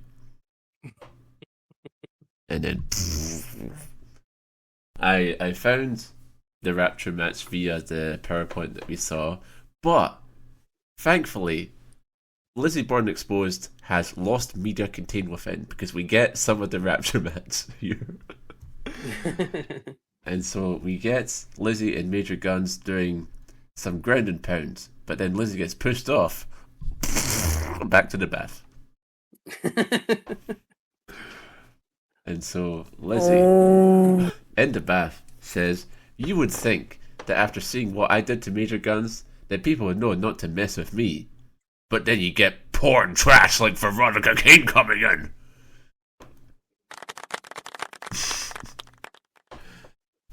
And so now we do get Veronica Kane in here, and we go to the buck naked match, and what did you think of the buck naked match this time round? I just told you. Yeah, this is a clipped version of it. Yeah. It's not long before the finale where the lights go out and Rob Black's like, "Ha ha ha, you fucking pieces of shit! You wanted to see her cunt! You motherfuckers got fucked again!" Like, it's GQ Money who does that. The Enterprise fucks him over, and it's funny to think that like GQ Money's been like working at NXT for like years now. The one time I forgot that, but then I clicked on his cage match again. I was like, oh, Road Agent, what? Yeah. World Wrestling Entertainment. How the hell did he get that job? I know, it's crazy. According to something I read about with Extreme Memories, GQ Money was told by Drew McIntyre that Drew McIntyre really liked XPW. So that's nice. And yeah, this match with Veronica Kane happens, and I wish I was in XPW so I could be Dingleberry.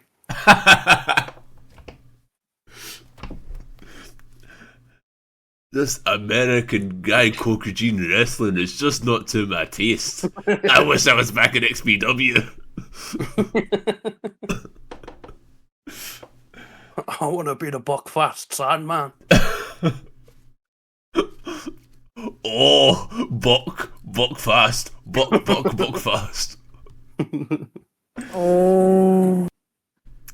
And so, Veronica Kane, I wanted to watch the interview with her, with Kris Kloss on Extreme Memories, just to get some insight into stuff. And in light of seeing the Buck Naked match, and we're about to see the Raw Sewage match again as well, this is what Veronica Kane had to say about the training she received. Let's listen. Absolutely.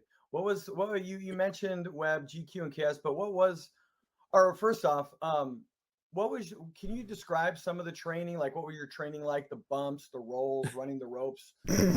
How involved did you end up getting in that? Because I remember coming in for TV and when others were working out, and then for a while, it was like you were in there with Angel, with whoever else, but I do remember you and Angel and you and Lizzy, and just really, like you said, you were at one point in time, I remember you were focused, you were dedicated, you were like for a good month or month and a half on a Wednesday night when Rivera and I would come in, you were in that ring big time. But I know that was after you got your initial training, but how was that initial training, and as well as those moments I'm talking about right now? Where you Chris, there was no initial training. Like that, the stuff that we did for the raw sewage match was the most that we worked. We definitely was probably the one I'm thinking about then. Yeah. And, you know, and then also Lizzy and I did the buck naked match, which, you know, watching it later, I'm like,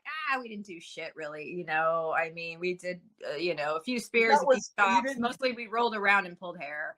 But you didn't have to. You didn't have to, because the principle, the angle there was the reveal of the buck naked, so you don't need to do anymore. That's right. He's got a good point. Yeah, the thrust of the match was.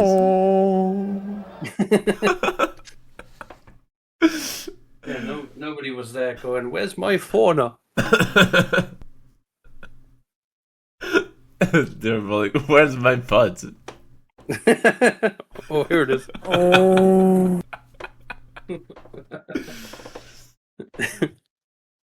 So then we see once more the Raw Series match, where, you know, thanks to its placement on this video, we can see that Lizzy's stunner has improved 2 years into doing it. That's good. Then, like, you know, like, this is like sort of like the match where it feels like, at least like, you know, like Veronica Kane especially, like, I think the way it works is like, you know, like Angel would have like just like agented a lot of that, probably GQ as well, given his future occupation. And so, like, you know, you get Veronica Kane, I don't think it's shown in this clipping here, but like, you know, her actually doing like rope work and shit, and it's like, wow, this could really be something, you know. Like, again, it feels like usual wrestling on steroids, where you think about all those like women in WWE who for so long had to make do with like the very little time they got, and they could still show you like how good they could be, and then it's like, well, but they don't get that push. Meanwhile, here, Veronica Kane, there's like something approaching, like, you know, like nice wrestling. Maybe she could potentially have something. Anyway, here's the shit now. And then I was really I really noticed here, like, you know, like when they bring out the shits and they start bumping in the shits, there's like this sounds that Kris Kloss makes. It's not the it's more like a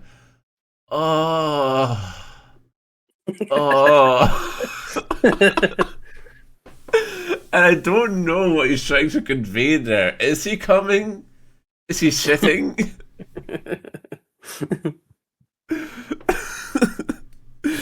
But yes, and then Angel and GQ do the off the top of the thing. It's pretty good. And then they do not show the finish. It just goes and back to the bath. Lizzy Borden is now out of the bath, but she is still covered in soap and foam, so you cannot see Booby. If you want to see Booby, keep watching the tape.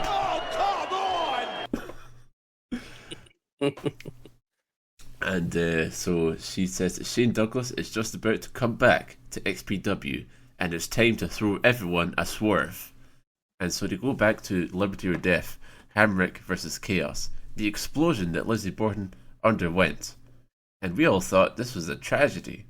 That Lizzy Borden walked into a sandbag, and then a meter in front of her, an explosion went off, and she fell. And this was a horrific accident. She recovers from the explosion in bed wearing a white mask, and Kevin Kleinrock comes in to ask how it's going, and she's like, "It's not going good." And they are discussing something important. Back to the bath. Lizzy Borden says, Veronica Kane and my hubby, Rob Black, were just pawns in my grand plan at Night of Champions. So we go now to Baptized in Blood 3, Night of Champions. Fall up to Liberty or Death, whatever it is. Again, 2 rings set up. Veronica Kane is on the mic, and everyone's in the ring. She says, Rob Black, you told me that you could have my choice of any Enterprise members. Ha ha ha. You didn't say current Enterprise members. Ha ha ha. Damn it. They exploited the damn wording again. I can't believe it.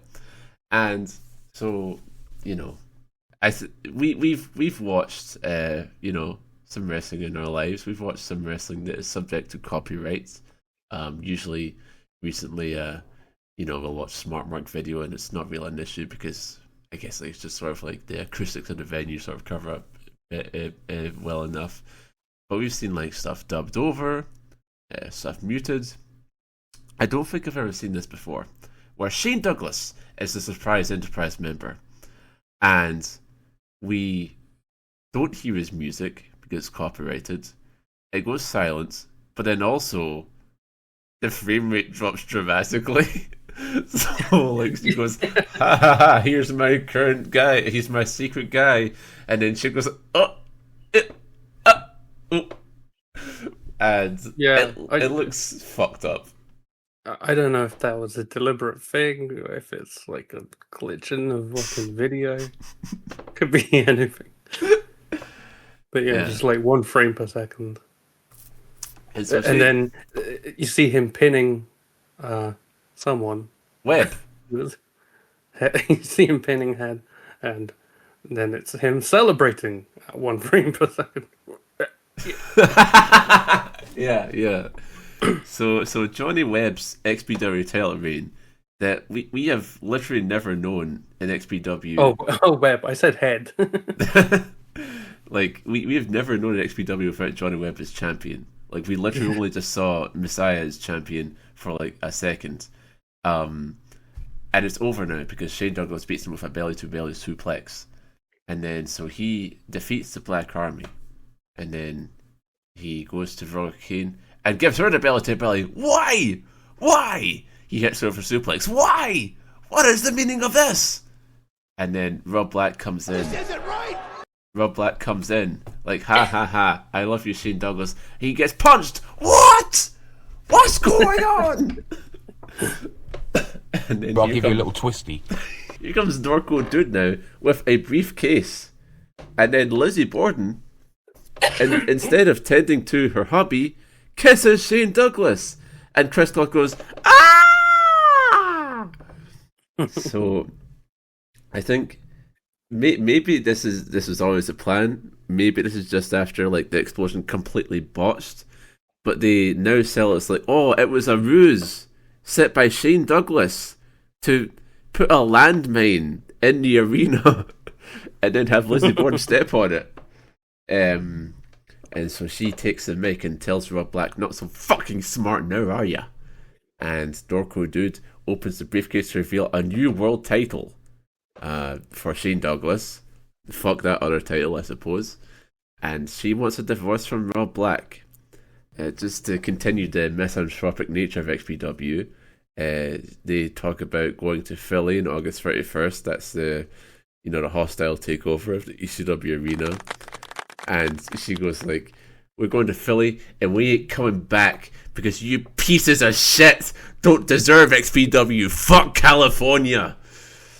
Shane Douglas gets the mic and he goes, look at your Rob Black. The franchise just franchised his ass.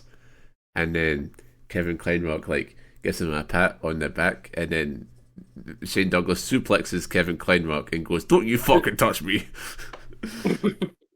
And then, yes, he's taking XPW to the East Coast. California can go fuck itself. Hit my fucking music. And then we don't hear it because of copyright. That's his music. So, man, a lot of stuff happened in this angle. What did you think of all of it?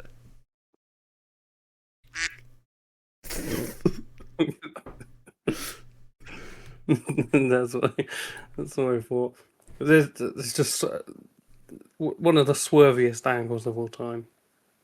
Yes, yes, I agree. And man, you know, this wasn't even how the show ended because I remember this because I've seen the cover of it before. Like it's main evented by Supreme versus Angel in a scaffold match where Shane Douglas comes out and shoots Angel with a blow dart to cause him to fall off the scaffold. So that's a good angle. And then it goes right to, I believe this will be Hostile Takeover. In any case, it's an ECW Arena show where, damn, Shane Douglas is given a babyface reaction by this Philly crowd. But, you know, they are chanting ECW, which feels a bit counterproductive, given it is not ECW. Yeah, he just has a promo about how, oh, I got the belts and I also got the oil. And then it cuts right to him versus VIC GRIMES at Merry Effin' Xmas, which I'm going to say now is my match of the tape. Oh, of this tape. Yeah. Yeah, I'll say out of all the matches on this tape, this one would have to be the one. VIC GRIMES beating up Shane Douglas on the outside. Then VIC GRIMES, you know, he takes a bump over the guardrail, you know, like gets clotheslined over, and bro, he lands on his head. Yeah, you can hear like. And then like Kris Kloss says, sounded like an egg. Well, it didn't, but I respect.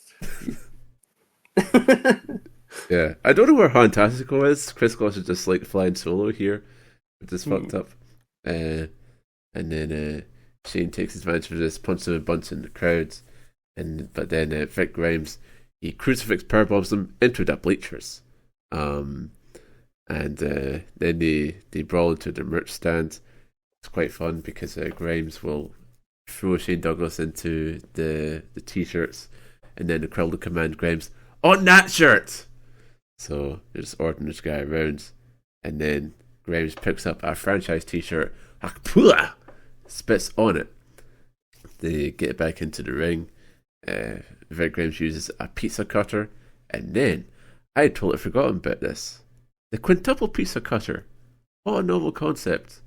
Many blades that you could slice a pizza with, and I guess it hurts.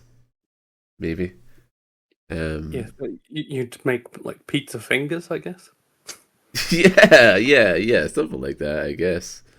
Making pizza fingers out of Shane Douglas. I just want a really long, thin piece of pizza. Yeah, it doesn't appeal to me personally, but I suppose it works here. And then there's a lot of t-shirt work here. Choke him out with a t-shirt and whip him around with it. And then, important to note is that there's an equalizer here. Shane Douglas has Lizzy Borden, but VIC GRIMES has Lucifer, who will go on to WEW. Yes. VIC GRIMES does not keep the best company. Yeah, we didn't actually realise when we recorded that's Daphne from WCW. Yes, I was quite shocked to find that out. I mean, yeah, like fucking, she's in here, she's in Ring of Honor with CM Punk, she's making fun of Blind. Yeah. There's so much going on in her career at this point before she gets into TNA. And yes, indeed, like Lizzy will try giving the business to VIC GRIMES, but Lucy will murk her. Then a really fucked up thing happens. Like, I've seen VIC GRIMES fall from a scaffold, and that is, you know, more or less fine. But he sets up a table on the outside and puts Shane Douglas on it, and he goes up to the second rope. This table is so far away from the ring. Yeah, it really is. Like this would be like even if this went off without, if he was able to attempt his move, I don't think it would go well. No, I don't think it would. He probably got off lightly by walking, but he got on the top rope backwards. He did backward step on each rope and then wobbles. Wobbles. He falls. He just fucking falls. like legit. Like it like really sets off my like. Oh my god! We should call a hospital right now. Because he just fucking falls right onto concrete, and like Shane Douglas immediately gets up, and fucking like, gives him a belly to belly on concrete. Yeah. He like hugs him and gets him over to another area. Maybe go like, "You okay to take a suplex, brother?" "Yeah, brother." Then he does it, and then Grimes gets put in the ring, kicks out at 2, and he's okay now. He's just doing shit. And then the match gets weirder. Ass chicken does like the hip into the corner with a rubber chicken. Yeah. Oh man. Which adds to the pain. Oh man, a rubber chicken. Oh man, I am pissed. I am very pissed. And then he pulls out Alf. An Alf puppet. Yeah. It's a clothesline with it. Yeah. He gets an Alf push from the crowd, and like I didn't know what it was immediately, but Kris Kloss goes, "Giving him a taste of Alf." And then Lucifer and Lizzy catfight in the ring. In ECW they might go catfight, but fuck ECW. This is XPW, the better promotion. Kris Kloss comes looking at it, and then to boots, he goes, "Oh, did you see her head? Her head! I wasn't looking at anything else." Like, who are you kidding, Kris Kloss? You are masturbating. And so Vic gets a hold of Lizzy and tries to powerbomb him, but then Shane chop blocks him, and Lizzy takes his time to punt him in the dick and then DDT him. Shane tries to kill... Another match where everyone is a heel. Yeah. Shane tries to kill Lucy, but then Lucy low blows him, gives him a bunch of kicks, more catfighting, and then Vic Grimes beats up both Lizzy and Shane, gives him a power slam 4-2, and then some chair work in the corner. Yeah, the match was really crescendoing then, and then it just kind of continued. I know. Yeah, just I did see this pattern of like in XPW matches will just kind of end, Yeah, we'll do a bunch of shit and then it's over. And so then Lizzy jumps on Vic's back, and then he backs up to put her through a table. Wow, what a bump from Lizzy Borden. And then literally it feels like the rest of the match she's just dead in the corner. They don't try and move her or anything. Eventually Vic Grimes attempts to kill Shane Douglas by like putting his head on a chair and trying to leg drop it, but he moves out the way to Shane Douglas and then belly to bellies him and it's over. Yeah. And so this is a funny match to showcase, considering the next month there was Shane Douglas and Daphne against Lizzy Borden and Vic Grimes. Yeah, it must have sucked. They didn't put it on the tape. When I scanned through this tape, I was assuming that's what we would see, and that would have made us, in a way, Lizzy Borden completists, because she had 6 matches. We'd already seen 2. We saw one more on. We saw 2 more on the shows earlier. We saw the clipped one, the PowerPoint presentation. Yeah. We didn't see anything from that 2003 one, which is a shame. Because I am sure it is a classic. And so the way this tape goes is like Shane gets the win. 1, 2, 3, ding, ding, ding. Back to Bath. Yeah, that was Lizzy Borden's entire life story. I did like she said, as you can see, I'm not just brains. Yeah, it was pretty good. And so now we get to the part where, if you're listening to this podcast with your grandmama or something like that, it's time to bring it a bit closer. They need to pay attention to this. Because Lizzy Borden is now going to do Gravure. Holy shit. It's time for the bit that you can masturbate to. Yeah, that's right.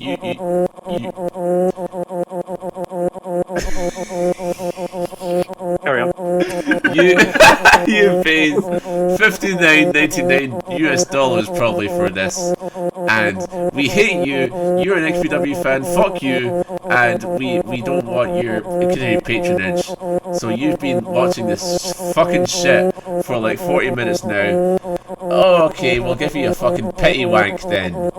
Here's Lizzy Borden in multiple outfits. The second one she wears is a red Christmas number where she throws a bunch of feathers around, including on her ass. This is a conscious decision made to bring attention to her ass, which you may not notice otherwise. And then she... dressed as Father Christmas. I wouldn't mind that in my stocking this year on the phone. Yes, that's right. I would like to have sex with her, especially in the Christmas outfit. That would be appealing to me. And then I like when she suck on the candy cane. I wish that was my pillow. That's right. That's quite astute of you to note that she consumes the candy cane, but does so in a way that resembles fellatio of the penis. Did you also notice that she puts it between her legs? That's intended to invite speculation that she will insert it into her vagina, like the penis. And then she reveals her boobie. Yes, I noticed this. When the titties come out, Yes, I was like... to a different shop where the titties are back in, but they come out. That's right, a different costume where she again takes out the boobie. It's a pink number this time, my goodness. And then she's back in the bath. She's taking the bath. And then not only is she bathing herself, but she also has wine. She sucks on the wine bottle once again to bring to mind its shades of blowjob, you know. And then she pours wine over her boobie. This is a counterproductive measure when washing yourself, one may think, but you know, that's just part of it. The crazed mind of the human being. So many fetishes like this are born just out of such fucked up things. And she now has... She was licking the knife and I was like, Mrs. Borden, that's not wise. Yeah, she sliced the knife between her boobies. And we should note the whole time there's just like some like fucking like metal going on. Like why should that bad boy here? Show well, Lizzy Borden shows boobies. So it's crazy. And then she's drinking wine, she's letting it spill all over her fucking self. And then comes the crazy part, which is so she like has candles, right?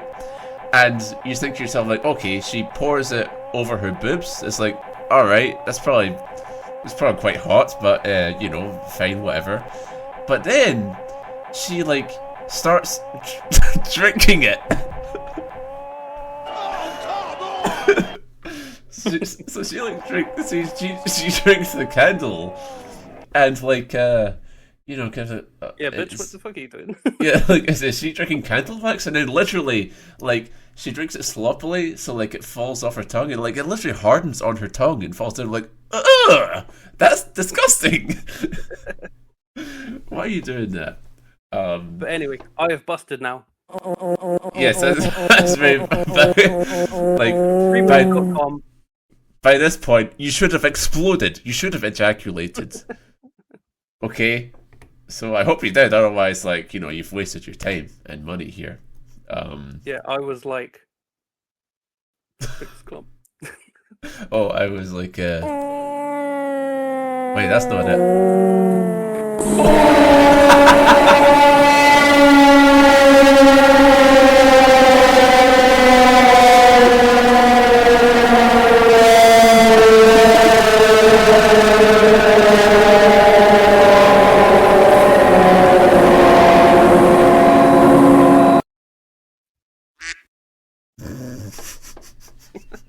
And there's a duck there for some reason as well. The ducky was in the bath. So, final verdict. Great. Loved it. Yeah, wonderful. Like, as far as like softcore pornography, you can't go wrong with looking at a woman reveal her body and then do suggestive things with objects that make you think, oh, I would like to have sex with her, but then you don't have sex with her. I would love to pour wine down a woman's ass crack. And then you live a complete life having never done that.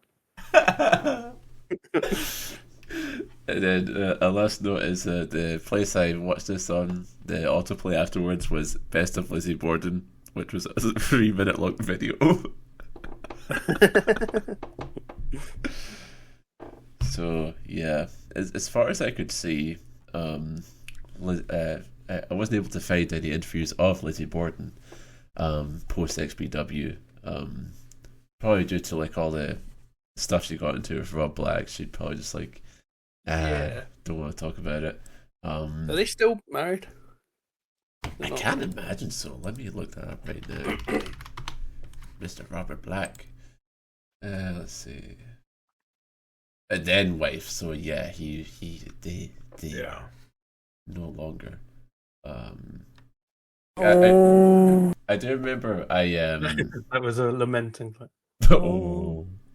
I remember like I tried listening to Kris Kloss's interview of Rob Black, and like the second I heard his voice, Rob Black's voice, I was like, I don't want to, and I just closed the tab. Very annoying guy. Yeah. So that's XPW there, and I think we really expanded it out to just like just a thing on the promotion in full. Like we'll probably still get to like some of the shows that we haven't gone to, especially the earlier ones. But like this felt like just finally figuring out to ourselves like, how do we feel about XPW? And yes, very good. It's got its charms. It's got its not charms. It's got its woes. It's got its. Oh. But that's what we think. Oh, what now? Let's stuff this into the tight hole of the grapplometer. Okay, grapplometer, are you ready? Here we go.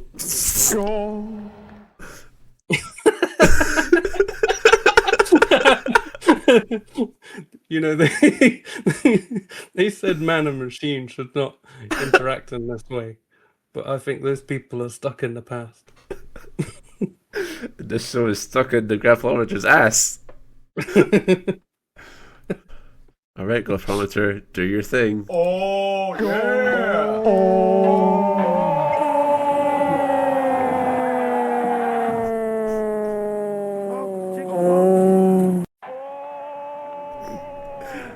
And the rating from the grapplometer is 100 out of 100, 5-star, 10 out of 10, and liked on dropkicks. Wonderful. I agree entirely. Wow. And so there we have it. Lizzy Borden has been exposed, and now we go on to the holiday season, where we shall sit by the fire with our loved ones, Ian Rotten and Jim Fannin, as we go back to EWAMs. Yeah, it's gonna be a merry funkin' Xmas with Terry Funk in the main event.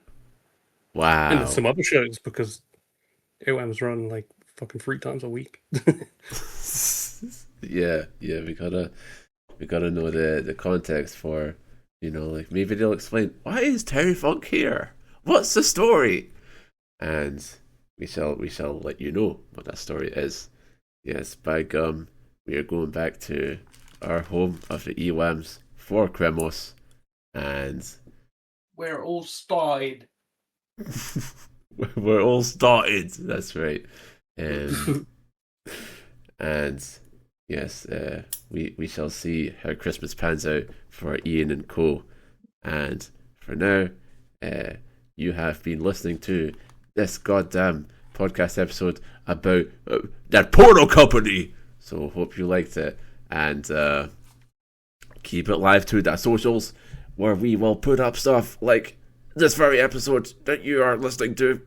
You probably clicked the link that we put up, so thank you for that. And join the fucking Discord. Streams will be starting again soon. Yup. Yeah, if you are a fan of the IWAMs, get in that fucking Discord and watch IWAM shows of mixed quality with us once a month. Yeah, once a month we watch IWAMs from a random number generator. Last time, but sometimes good. last time we were able to see the air. Yeah, in the best deathmatch stipulation ever, of a bunch of pits of sands that like are so terrifying. The so-called lit cigarette pit, which was just some faggots. Yeah. Pinky Sanchez went through agony into that one. Yeah, I mean, like, this is what happens when you don't have Ian Rotten around to run EWAMs. You get shit like this. So next time we will hopefully next time it'll be Ian Rotten run show with shit like fucking Michael Elgin. Not necessarily that. And yes, our streams where we played a video game. You can go into our YouTube and watch the VODs of stuff like Dory Funk Jr. going for the Undertaker's WrestleMania streak, or why don't you go with the classic of Test, the Gay Man Test, and also the Grappling Manias. The next one of which shall be coming sooner than you might think, as the universe mode in our SVR 2011 game heats up as our cast of characters are establishing themselves fast in front of the WWE universe. And if you're loving what we're doing, be sure to follow along with the hashtag #WeWantTitanJ.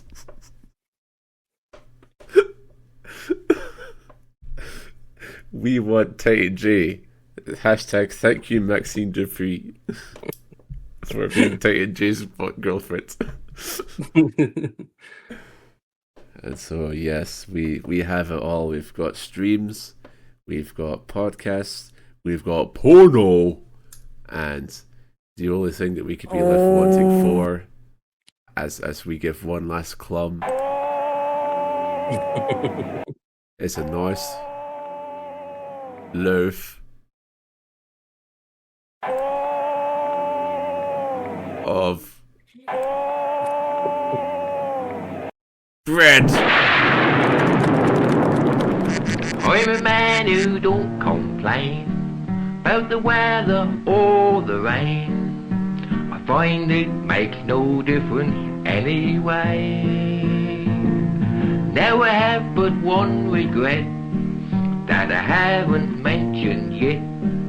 It's all about the bread we get today. I can get myself a nice lobster or a nice broad apron crab. When I'm a little bit hungry, a nice little herring I've had. I can get myself a nice mushroom to go along with eggs in bed. I can get myself a nice mother, but I can't get a nice loaf of bread. No more you can. I'm a discontented man, and I don't quite understand. That's why I put this question up to you. In the world we live today, can you come to me and say just why they make the bread the way they do? I can get myself a nice turkey or a nice soul duck as well. Where there's chicken and gravy, they're the most exciting smell. With a pin I can tickle and winkle But just like I have said, I can get myself a nice funeral, but I can't get a nice loaf of bread.